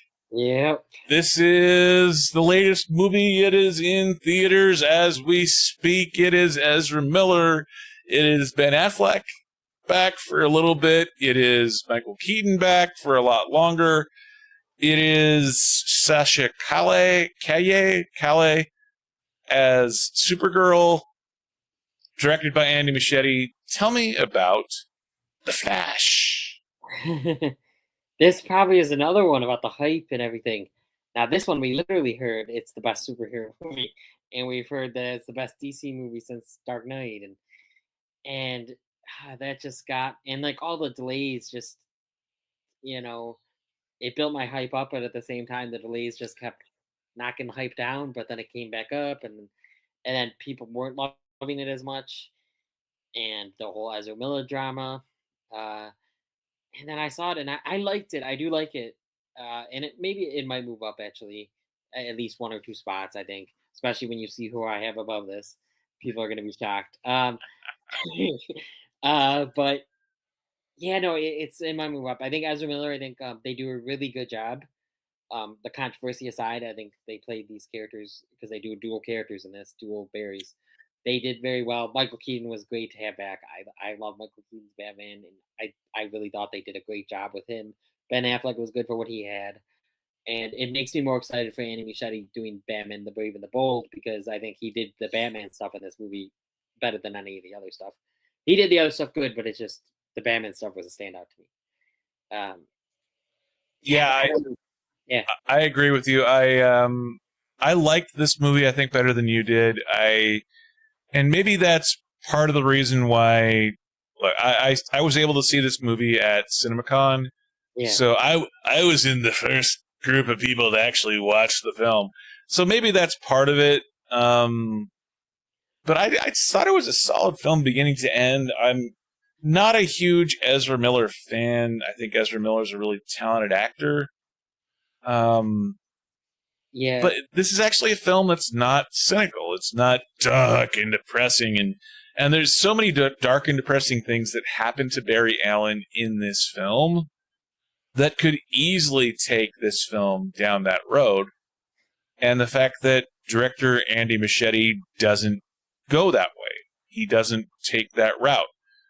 I like that. And maybe I'm giving this film too much credit for having a non-Zack Snyder feel, but that's part of the lens through which I'm watching this film, is the fact that it's not a Zack Snyder, oh, it's dark and depressing, like that. And maybe I should have a higher standard than that, but it was fun. And the CGI, you know my thoughts on CGI in general, but the CGI isn't awful in this film. I mean, yes, the CGI baby in the microwave, and yeah, it's not great.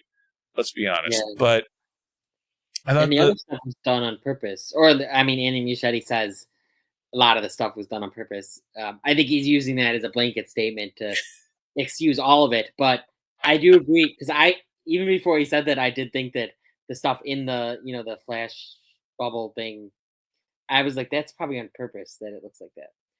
So I'm more forgiving of bad CGI, and I'm horrible at noticing it though.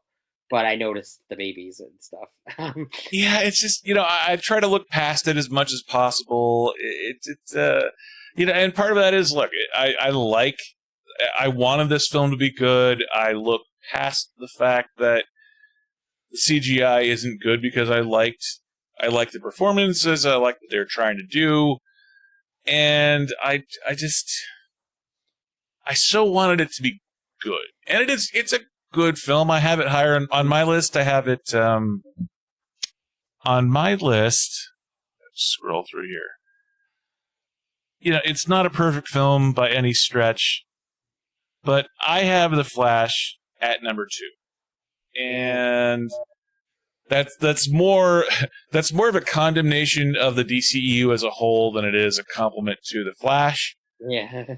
but yeah, I mean, look, Ezra Miller's a talented actor. Yes, Ezra Miller has a ton of problems, but let's be honest. Robert Downey Jr. at one point in time had a lot of problems too. The difference is Robert Downey Jr. worked through all of his problems before getting Iron Man. Ezra Miller, I think, has a lot of work still to do before he gets to he comes out of that second, the dark chapter. Yeah, and I feel like Ezra Miller, they've done worse. Like, because Robert Downey Jr., a lot of it was alcoholism, right? And yeah, it was alcohol and other substance abuse kind of stuff, and you know what I mean. Like, that's more affecting him, but Ezra Miller's done stuff that's affected other people badly. So it's a little different, but I understand what you're saying. He does.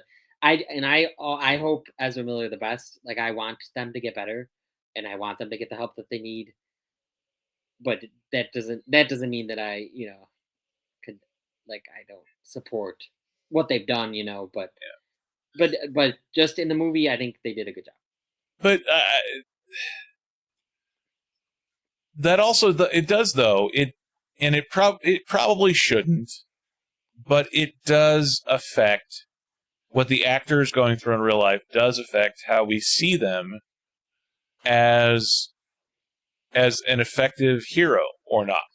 Yeah. And I think the things that Ezra Miller has gone through, and, Ezra Miller's not being accused of murder or anything along those lines. It's not good, but it's not OJ level bad.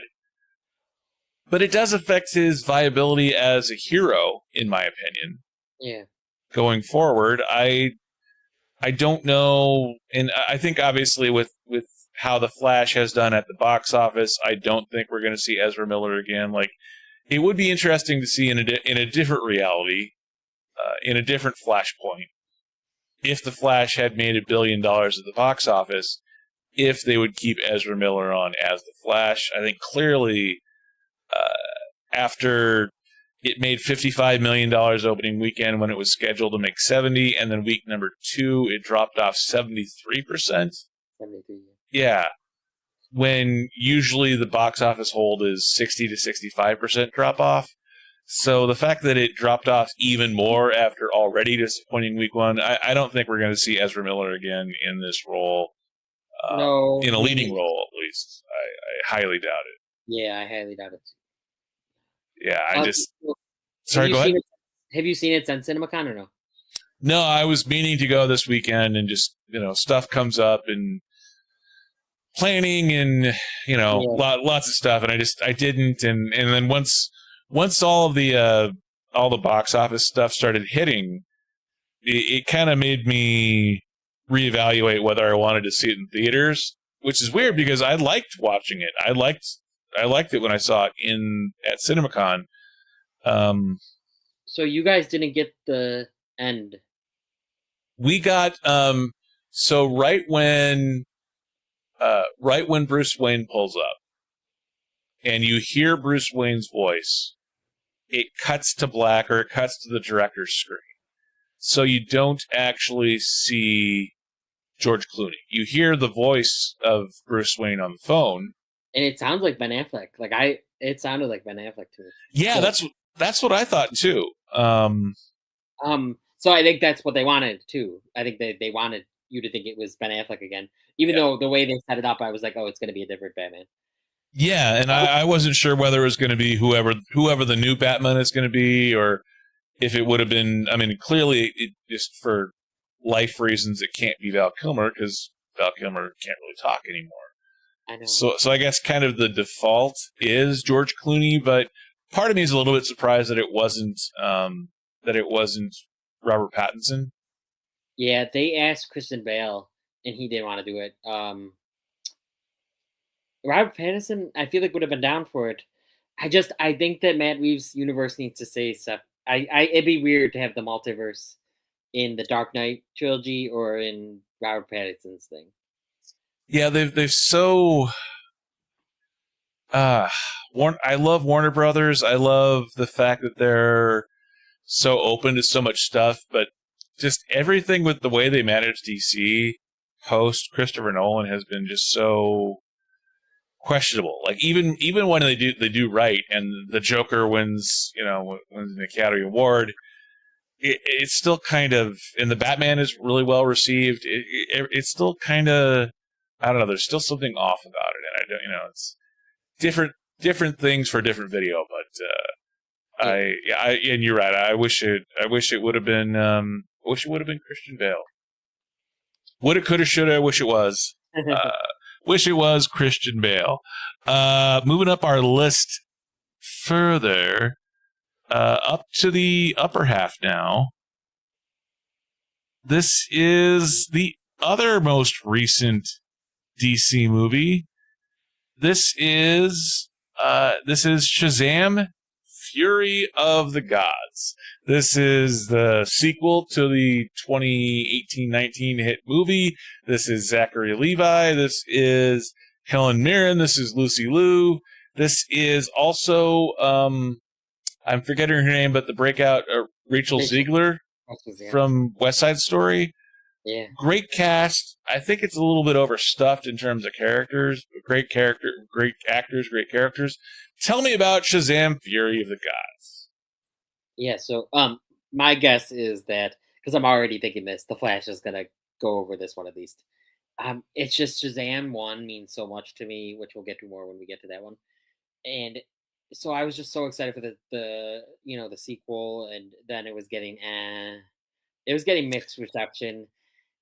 And I think that brought my expectations down enough to where I really had fun with it, and I didn't think it deserved the bad box office, at least, or really the bad ratings, but I can understand it. But I had a lot of fun with it, but I see the criticisms, and I mean that's a reason why I think The Flash might overtake this one next, like our next ranking. But I really like the cast, like you said.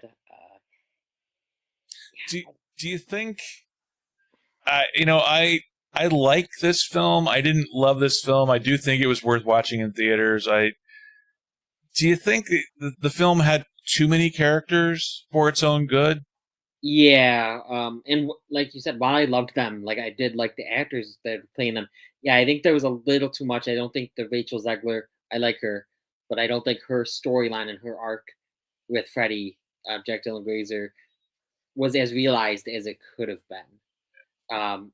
And honestly, maybe even take the romance out, even though I liked it. But just take that out. And I knew the twist. That they were trying to make it a secret that Rachel Zegler was one of the sisters, but I already had seen a trailer that kind of hinted at that, so I kind of already knew that. But yeah, no, I think there's a little bit too many characters, but at the same time, like a lot of them are needed because there's four sisters, or there's three sisters of the whatever daughters of daughters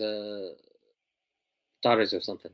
Yeah, the mythology part of it too was Yeah, a bit overactive. I mean, I love Jack Dylan Grazer. I like that they gave him a bigger role in the sequel, but it was such a jam packed film that the fact that even the name Captain Every Power, on the surface, that's funny, but it just kind of goes to, I think, I don't want to say lazy writing, but just more half-baked writing, which yeah, I think kind of goes to the nature of this entire film in a lot of yeah, ways. yeah. I mean, it was almost Jack. It could have been called Freddy, because it was almost Jack Dylan Grazer's movie. Like he was in it more than. I mean, he was in it more than Astro Angel, because the kid Shazam wasn't in it much. Uh, and Zachary Levi was just mostly the character. And so yeah, I definitely agree. And they tried to give the wizard something. I liked the wizard, and I like um I can't pronounce his name. Jaman Hanso. Yeah, Uh, Jaimin Hansu. I think yeah, it's- Jamin Hansu. Yeah, I always had problems with his name. He was in A Quiet Place too, I think, as well. Yeah, so um, I like him a lot. I really like him as an actor. But they even tried giving him something. They tried giving everyone basically, something to do. And yeah, I think it was a little overstocked. I gotta say the visuals I think are great. There are a few shots in here that I think are like A tier. The dragons flying over the city and it's from below. I really liked that. I thought there were some really good shots here. I know some really good CGI use. Well, and the fact that it's not supposed to look photoreal, I think is smart. The fact that it's kids using magic kind of gives the lack of photorealisticness to the CGI breathing room, I think, in a lot of Yeah, ways. and I think it's a cop out. I think to bring like that death was such a good death. Shazam's sacrifice. It's hard because I like him, but at the same time, if they're resetting the DCU anyway, I feel like they could have just kept him dead. Yeah. And Wonder Woman's thing, I love Gal Gadot obviously as Wonder Woman. Um, I don't know. I just thought it was a little lazy. Just she could come and bring him back. Bring the magic back, and then yeah, Yeah, and a bit yeah, predictable for sure. yeah, and I they spoiled that in the trailer that she was coming back. So. I liked this film. I didn't love it. And just because the film is a little sloppy in terms of filmmaking, I had Shazam Fury of the Gods at my number 9 film. Yeah, I did yeah, I did like it, but um as you were saying, Asher Angel is in it so little. It kind of felt like the last scene with him where uh the kids run into the mom and dad. They confess that they're the Shazam characters, and the mom says, "I want to see your face. Can you give me Billy Batson's face?" It kind of felt like that scene was done at the last minute. Like, oh, that's right, Asher Angel really is not in this film very often. yeah, It kind uh, of felt like because he's in it like 2 or 3 scenes, and that's pretty much it. So yeah. And I loved that scene with his mom. I I just really relate to it because the foster stuff. But I will Yeah. say, even the mom thing, because in the beginning he wouldn't call her mom, and she was like, "Don't give it time," and then nothing really happens between them that would make him change his mind. But then he says "mom" at the end, which I liked. I still liked that scene, but I think that there could have been some more development between the mom and him, between that, even just one scene. Yeah, I agree with you, and I just wish that in some of these movies they're so overstuffed. This film is overstuffed. Like, there's enough plot here to go over, for sure, a movie and a half, Yeah, maybe 2 films. And I love the idea of the storyline of him aging out of the system, because that is a very real thing that happens to kids in foster care. yeah, Is they get to that 18th birthday, and a lot of times, I mean, I guess it depends on the foster family. But if, generally speaking, people, if they turn 18 during their senior year in high school, but if the funding cuts off on the 18th birthday, there are people that have been, not been able to graduate high school because of that. Because, if you get kicked out, if the funding stops on your 18th birthday and you haven't graduated high school yet, like, if the foster family isn't as generous as the one in this film, I think that explains why people could get kicked out of their homes and be homeless at 18 years old. So, I wish they would have That's part of what made the first film so amazing, in terms of it being grounded in an emotional reality. When you're sort of in the same way that Guardians of the Galaxy 1, part of the way you get away with a talking tree and a talking raccoon is by having the main character's mom die of cancer in the opening scene. Not exactly apples for apples and oranges, definitely, but when you have the relatable aspect of, the mom abandoning the son, I think that emotional reality of what that represents grounds that first Shazam film, when you have all the magic flying everywhere, and that jumping off point for this sequel, I think, gets a little bit short shrifted, from what that sort of anxiety could and should have gotten. yes, What do you think about that? 100% agree. I just wish in general that this one was more like the first one, that it had more of the family dynamic in it, more of the adoption stuff, the foster family stuff. So I agree, and I wish, like you said, it showed more anxiety of him aging out and all of that stuff. And yeah, I definitely agree. And and part of that too is the character of Mary, played by Grace Caroline Corey. The fact that she's still living there after having turned 18 in the first film, it shouldn't that have alleviated the anxiety of Asher Angel's character of Billy Batson, if the foster family is keeping her around and she's 3-4 years later? Yeah. Shouldn't he have felt less pressure, less anxiety with his own 18th birthday coming up 3-4 months later?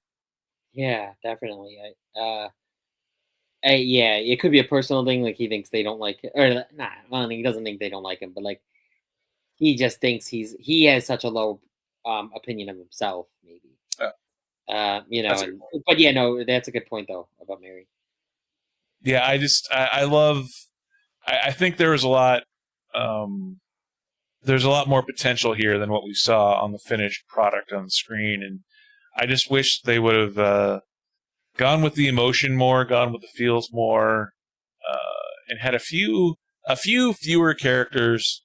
Which is weird to say, because I like big casts, I like cinematic scale, and it's just Yeah. not, and it's not, again, not that it's missing it or that it missed the mark, but I think it could have been done better. I think I like it, but it could have been done better, I think. Let's move up to your number 5. This is one that I actually liked. And I didn't think that I would, because Dwayne Johnson has this thing. And I love Dwayne Johnson, but let's be honest. Dwayne Johnson, as a leading actor, is oftentimes the best part in a bad film. Mm-hmm. For whatever reason, he picks movies that are stinkers. I mean, even the Die Hard wannabe film, Skyscraper, the fact that it's even named Skyscraper, bad. The kaiju one with the white gorilla, Rampage, bad. San Andreas, bad. Central Intelligence. I actually like that one. I thought he did a. Yeah, no, I didn't mind it either. Yeah. Not a great film, but funny and had enough heart and was well enough put together. I'm talking more just in terms of the pure action films that are sort of underwhelming, where he is the best part in a bad film. That's what I was expecting coming into Black Adam. And look, when you have James Bond in the film, when you have it kind of pleasantly surprised me. Tell me about Black Adam. So yeah, it pleasantly surprised me as well. I thought it was just fun. I just had a really fun time. I saw this one in 40X, and it was just fun. That's all I can say. It's a blast. It's definitely generic in times, but I think that they did some good stuff with the character, and I think Dwayne did a pretty good job as the character. I think it could have been better with how much he's hyped it up and how much they've been working on it and everything, because he got cast like years and years ago, I believe, and this was like another one where it was like 10 years ago, sort of like The Flash, where it's like 10, 12 years ago. I think they were showing some pictures of him right around the time when he was cast, and he still had hair back then. Yeah. So the fact that Dwayne Johnson still has the people's elbow, but he was more of the, I think, comic book vision of Black Adam a decade ago. And I really liked the cast. Pierce Brosnan, especially, I thought he was really good. And Hawkman, I really liked that character. It was just a fun movie with some good characters, a pretty intriguing plot. Like I said, kind of generic at times, but definitely felt like a movie that could have came out in the early 2000s, or when the casting was announced, even. But no, I had fun. I know I keep saying it. Yeah, I had fun. Did you like the cameo by Henry Cavill at the end? And so I knew about it beforehand. I mean, a lot of people, they were basically telling you. And I liked it. Obviously, I mean, we're not going to be able to see anything that happens from it, but I did like that one. And even in DC's League of Super Pets, the animated movie, it's not part of the DCU, obviously, but at the end, Black Adam comes in with his dog, and they're all like voiced by Dwayne "The Rock" Johnson, and they go against Superman and Krypto. So that was pretty funny. And I liked seeing Superman, loved seeing Henry Cavill again. I was excited for his return, but then nothing came of it. Yeah, again, with the Warner Brothers kind of mismanaging the whole thing, I was laughing at it because it's from the opening scene onward, when they were like Kondak, and then they splashed the name Kondak across the screen. It's not spelled anything like, but something about the K in Kondak and the fact that they spelled it out of the screen, I kept thinking that is such the desperate, this is not Wakanda. There's a K in the name, and we're going to spell it out for you, but it's not Wakanda. It kind of is in some ways. I like the kid that was the everyday kid, superhero fan. Yeah, I liked him as well. I like Sarah Shahi. I thought that there was some good character moments, the comedy moments. And I try not to think too hard when it comes to Dwayne Johnson. But the whole thing with Sarah Shahi, her character, she's a university professor who's searching for the thing, right? She's searching for the all-powerful thing. And even her dialogue in there, she's like, we have to find it. They're like, why? We have to find it because no one's looking for it. And we have to find it before the people that no one is looking for it find it so that we can find it. Okay, so then what are we going to do? We're going to rebury it. Well, if no one's looking for it, and then why would reburying something that no one is looking, like, just that logic of it makes about as much sense as the 1% chance we taking as an absolute certainty thing. I just it didn't prevent me from enjoying the film, and I love Pierce Brosnan. I love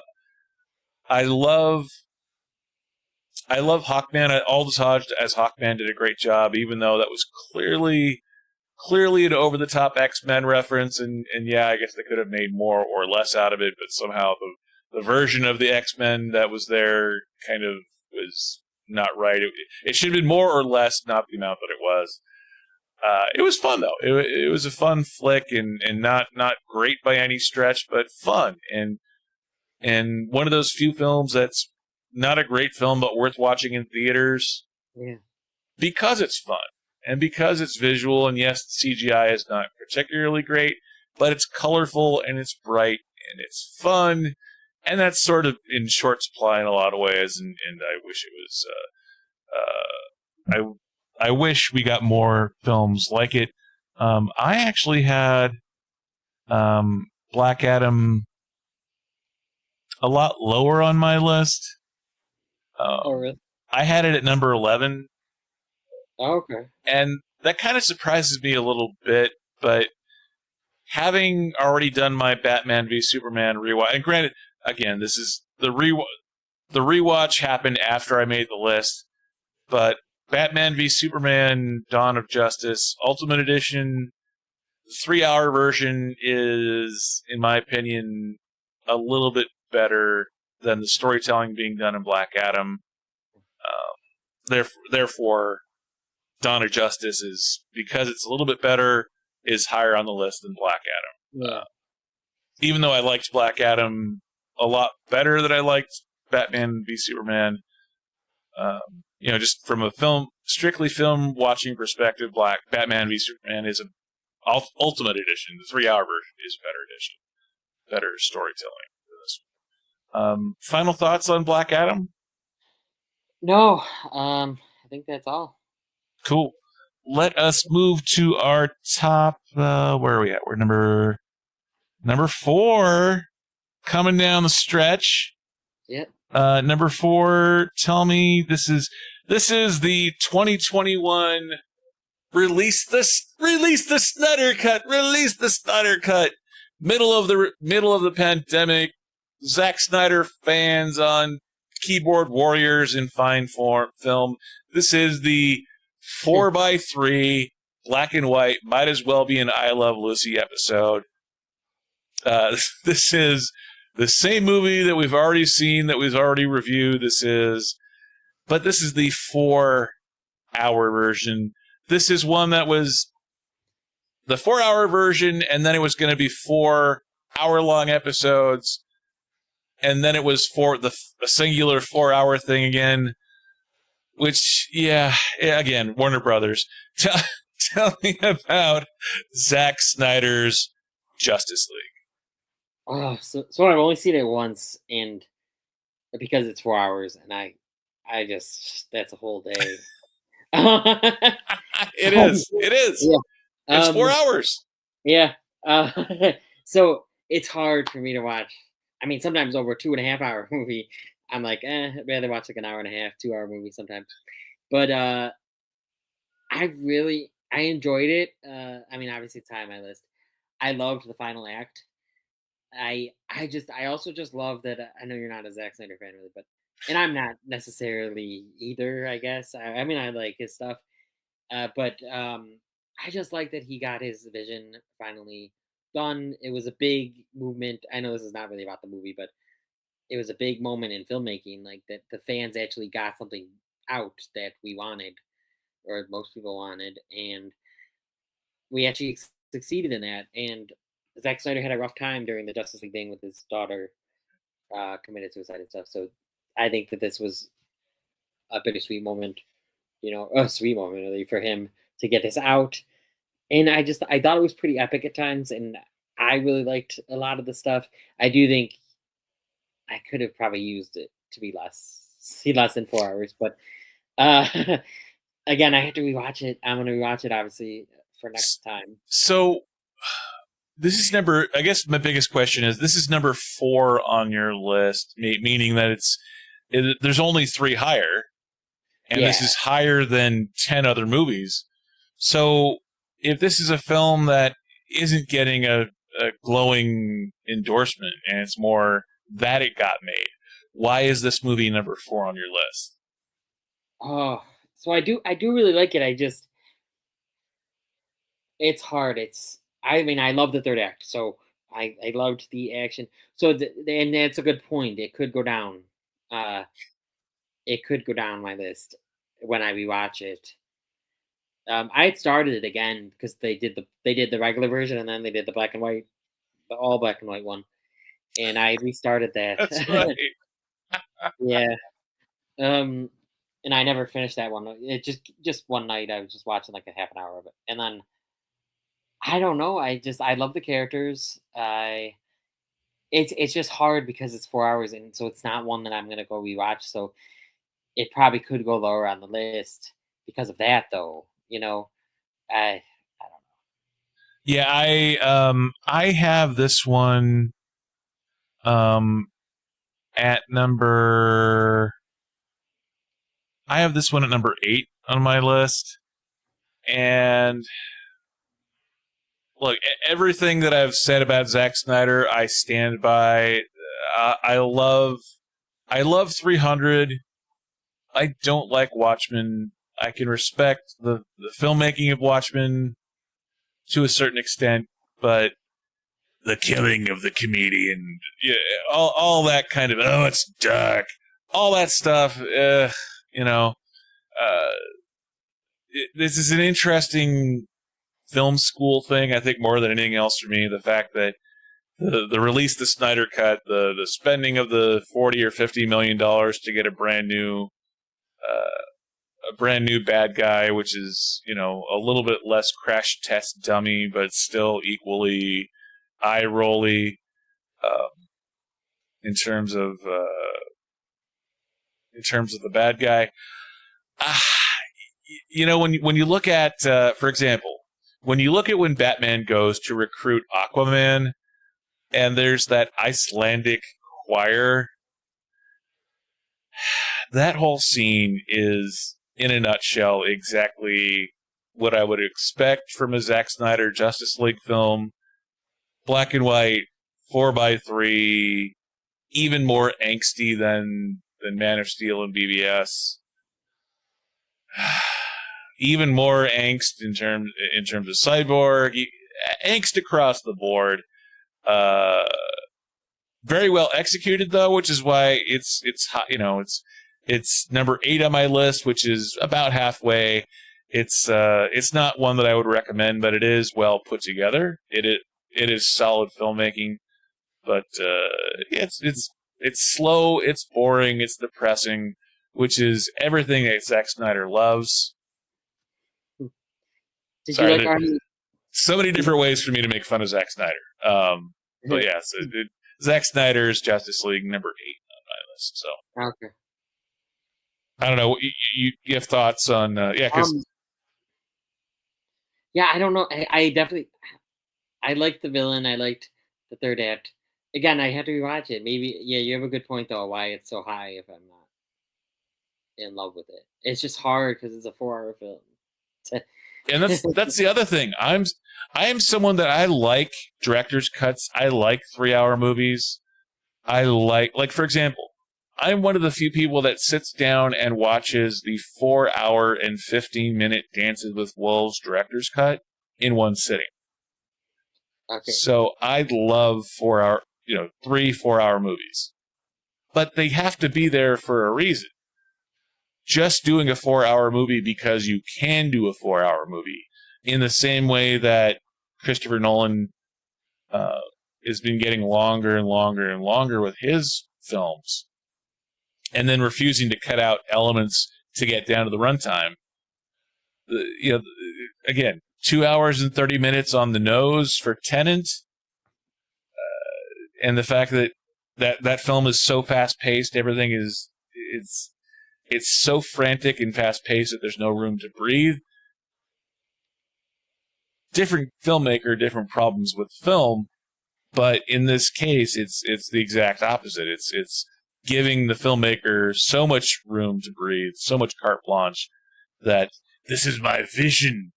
Yeah, but it's not cinema. It's a superhero film. So yeah, I wish it was a good solid filmmaking, but wish it was better. Looking at the chat real quick. No one's in the chat. Let's move on to your number 3. And as we go to our top 3, your number 3, this is Patty Jenkins, this is Gal Gadot, this is the solo film I think we were all kind of waiting for and hoping that would be good and actually was fun and hopeful. And yeah, it's World War I, it's Germans as bad guys, but it's still kind of fun and hopeful. Tell me about Wonder Woman. Yeah, so I love Gal Gadot as this character. I really like Chris Pine. I like their energy and their chemistry together. And I liked the jokes a lot, especially the first time I saw it. I like good fish out of water kind of jokes. And I thought it was really well done. I thought the action was well done. The third act, I know a lot of people didn't like the third act, and I'm kind of with them, but I still just love the rest of the movie. The no man lands scene. And it was very good. And I don't hate the third act either. Like it's good. Like I don't mind it. It just doesn't feel like the rest of the movie. But I love this movie. Yeah. I couldn't agree with you more. The third act it's just there's so much great stuff in the rest of the films. Great character moments. Great chemistry between Chris Pine and Gal Gadot. That I just wish it was more than a random CGI battle. Yeah. Between two characters. The build up was better than the payoff, and the payoff wasn't awful. And everything that happened there was there for a reason, and it rang true with their characters, and the sacrifice that Chris Pine makes with his character at the end. Yes, it's a bit derivative of Steve Rogers at the end of Captain America's The First Avenger, but it has its own feel and its own place to it. And in some ways, I think it makes more sense as a sacrifice than Steve Rogers' sacrifice. Because with the powers that Steve Rogers has in Captain America, you could make an argument to why he shouldn't have dumped the thing in the ocean versus Chris Pine just being the average everyday guy flying the plane off so that it doesn't blow up over a population center. That makes a lot more sense. So, yeah, I love all the stuff on the Mascara. I love Gal Gadot in this role. I actually have Wonder Woman at numero uno, number 1 on my list. Nice. I've already done the rewatch of this one, and again, I did this ranking before the rewatch, but everything that I'm saying now is reflective of that rewatch and also my thinking beforehand. My opinion of Wonder Woman didn't change with the rewatch. It's just kind of got refreshed in terms of all my memories of everything along with it. I love her character progression. I love the fact that we're seeing her go from being a kid to being a teenager to being Diana as Gal Gadot as a young woman, as a young full-grown woman.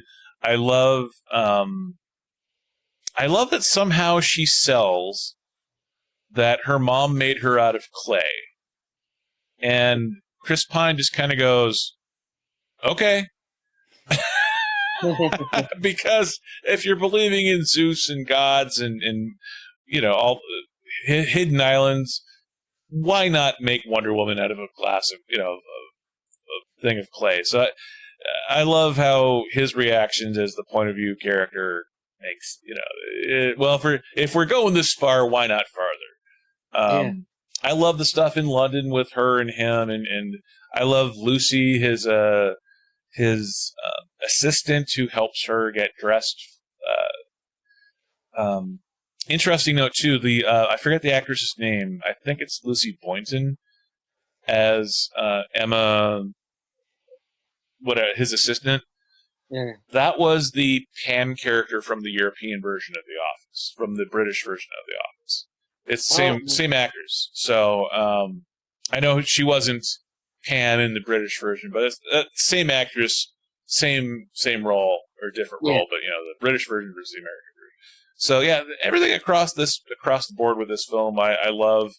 The only thing that kind of stands out to me that I wish it is why was it World War I instead of World War II? Okay, so you're avoiding the Nazis and Hitler, but Germans as bad guys. Trench warfare versus World War. I'm no historian, but it sort of felt like it would have been more of a natural. Maybe not everyone, but like every war film is like World War II, World War II, World War II. So maybe they just want it to be different. Yeah, and to be fair, the Wonder Woman TV show was set during World War II, so maybe that was just to avoid being derivative. But maybe. Yeah, I it wasn't an awful decision, and it worked in the film, so I'm willing to look past it. But that did kind of stand out to me a little bit. So, number one on my list. Moving up to your number two. Your number two film is high on my list as well. This is James Wan. This is Jason Momoa. This is Amber Heard pre-crapping the bed with Johnny Depp. Not crapping the bed in this film, though. Tell me about Aquaman. So I have to say again, this is just a fun. This was so fun. And like right on Facebook afterwards, I was like, DC, this is how you do a movie. Because I was sick of the few movies, before it. Because the Suicide Squad and Justice League, I think, was Justice League. Justice League was before this, right? Yeah, I believe so. They're all right around there. Yeah, but yeah, Justice League was before. This one came out after Justice League. So I was just like so happy with a finally really great, fun, entertaining ride, and I thought it had a good story. There's some campy bits, obviously, like there's an octopus playing drums in it, and I love them riding sharks and fighting underwater. I thought the CGI was pretty well done. Nothing, I think, mind blowing like most DC stuff and most movies these days, really. But I thought Jason Momoa did a good job. Controversy aside, I liked Amber Heard a lot in this film. I liked her character. I liked how they bounced off each other, her and Jason Momoa. I loved the action. I don't know. I just loved this story. I just thought it was such a fun, entertaining time. Yeah, and I love the casting too of his parents, Tamura Morrison, and oh crap, I'm brain farting. Yeah, Nicole Kidman as his mom. I thought was a really interesting choice, given Jason Momoa's heritage. I thought it was interesting to have Tamura Morrison, who was, he was in the Star Wars prequels. He was the guy that they did all the clone soldiers off of, the clone stormtroopers.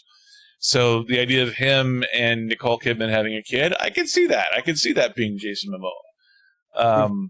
Yeah, great cast. The production design, the design of the underwater world, and the design of how regular humans see the underwater world versus how Atlanteans have brighter vision because of it evolving underwater, made sense. Not perfect across the board, but I do wish they would have saved Black Manta for the sequel. Because I thought the storyline with Patrick Wilson as Ocean Master was enough. Yeah, I was surprised too that I did do my I did do my rewatch of Aquaman already, but it holds steady on my list where it was. But Jimmy Woo, the fact that we have Randall Park not playing Jimmy Woo, but Randall Park doing double duty as a supporting character in the DCEU, I liked. And honestly, too, the guy playing, and I just said I wish he would have waited till the sequel, but the guy playing Manta was Yahya Abdul-Mateen II. Yeah, he was really In other words, the new Morpheus from the new Matrix movie. So yeah, great casting across the board, great acting, a lot of fun action scenes, and yeah, the Sahara scene was a bit CGI heavy and bad set extensions for the desert, but overall, yeah, it was a lot of fun. I had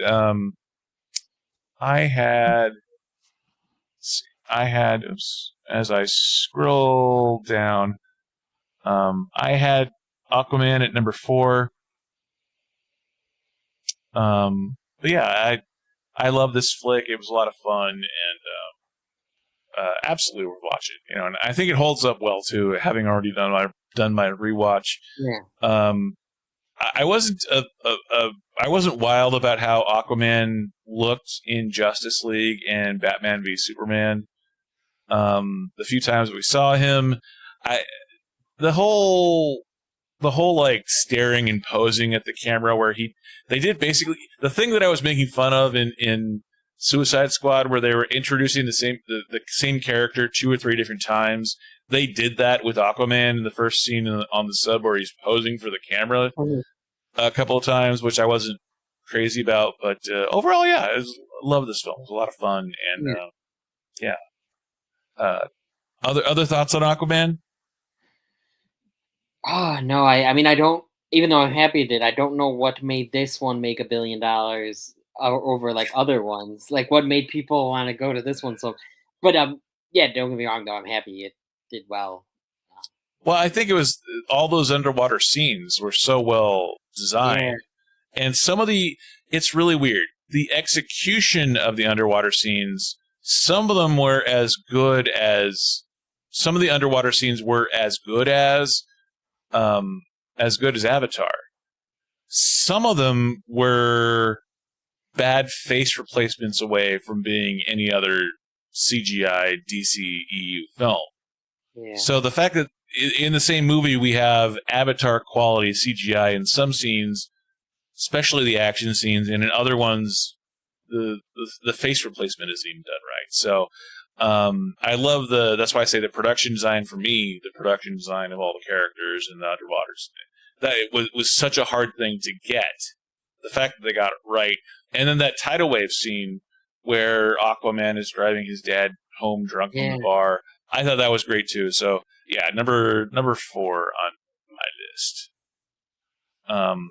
Moving up to your number 1 film. And we've hinted at it already. It shouldn't be a surprise, but your number 1 film, Shazam! Yeah. It's Zachary Levi, same director as the sequel. Tell me about Shazam.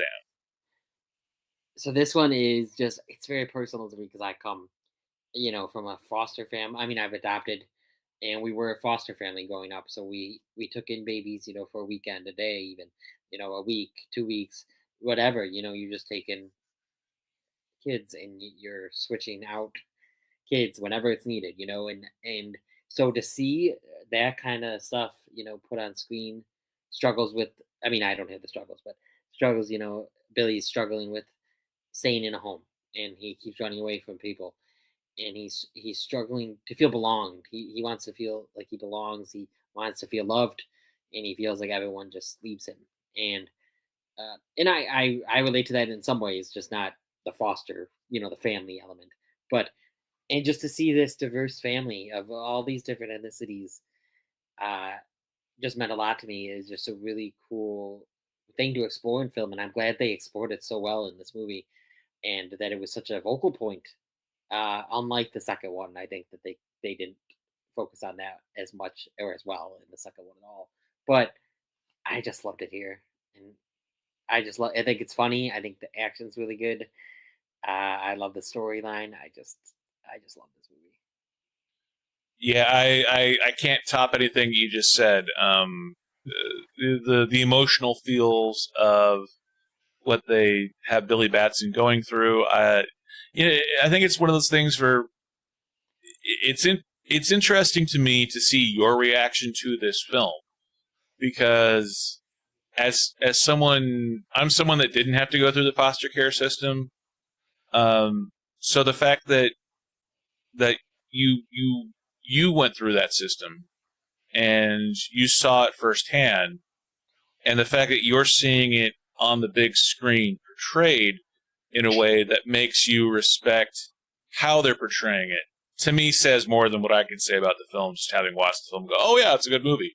The fact that you're saying that you have first-hand experience going through the system and seeing the system, and Yeah, you know, I was adopted as a baby, so I don't, you know what I mean, like, so yeah. yeah.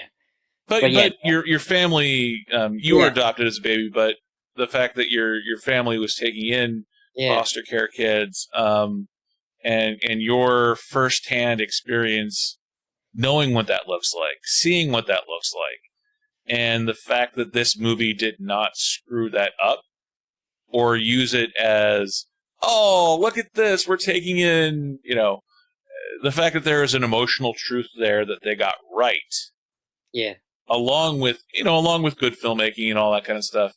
I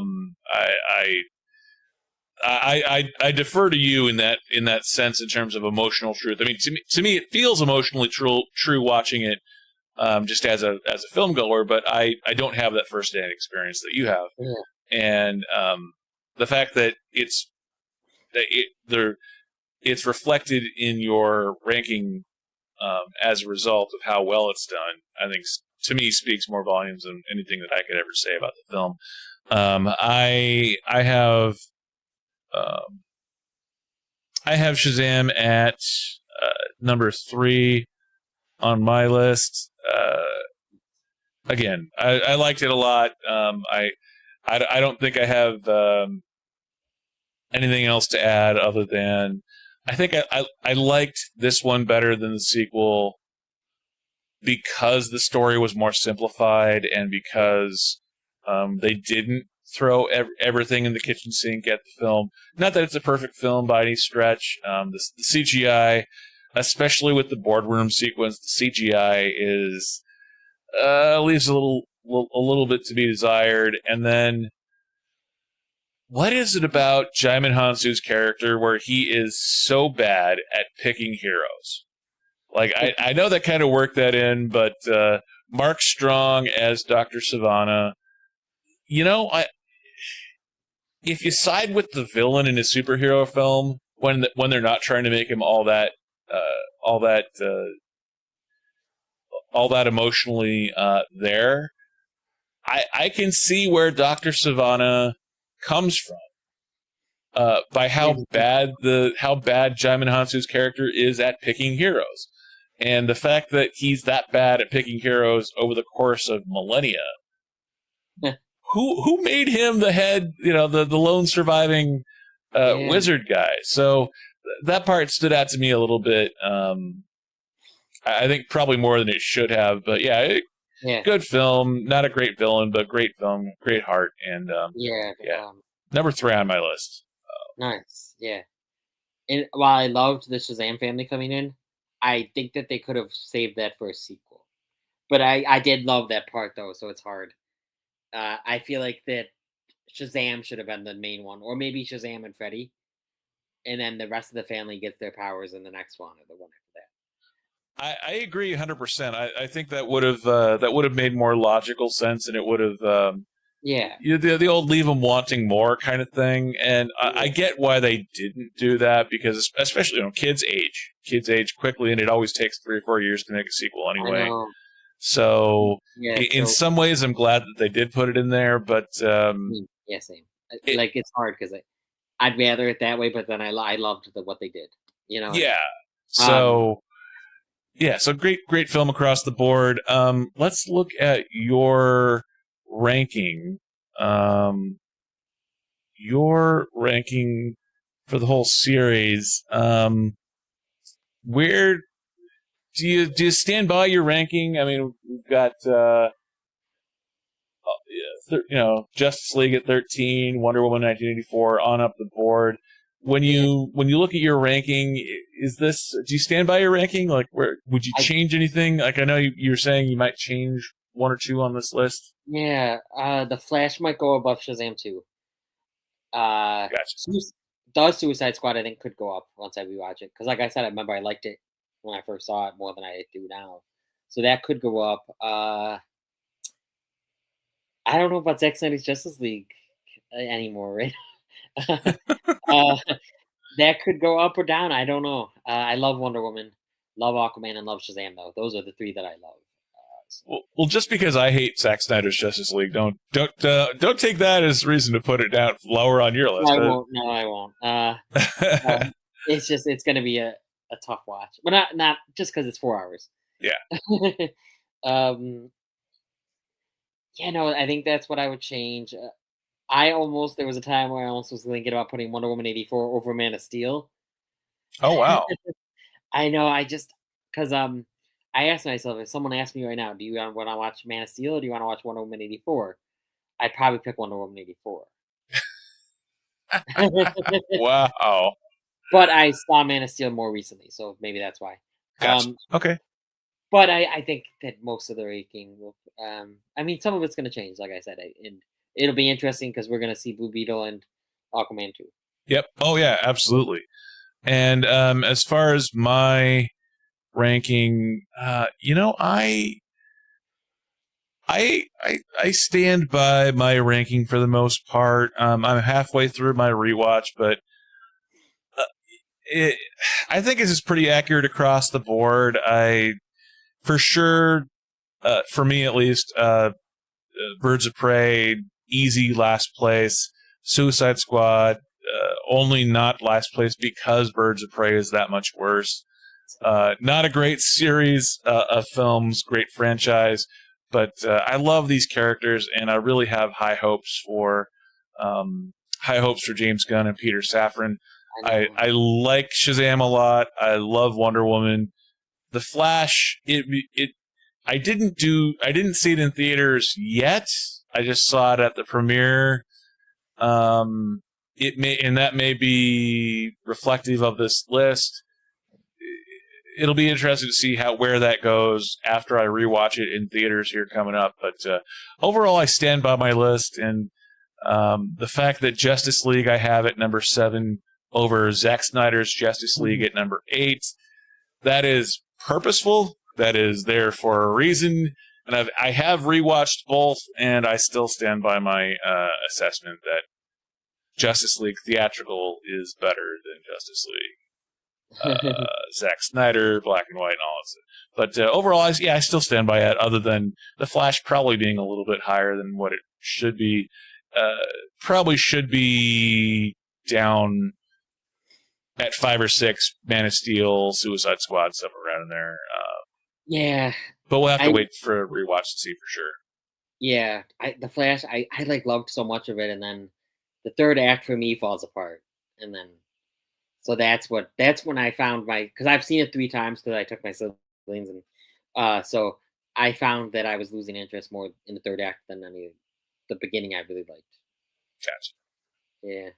Well, thank you, Dan, for coming on. I apologize for 2.5 hours at the end of a very long day for you. So thank you for your patience. Thank you for coming on.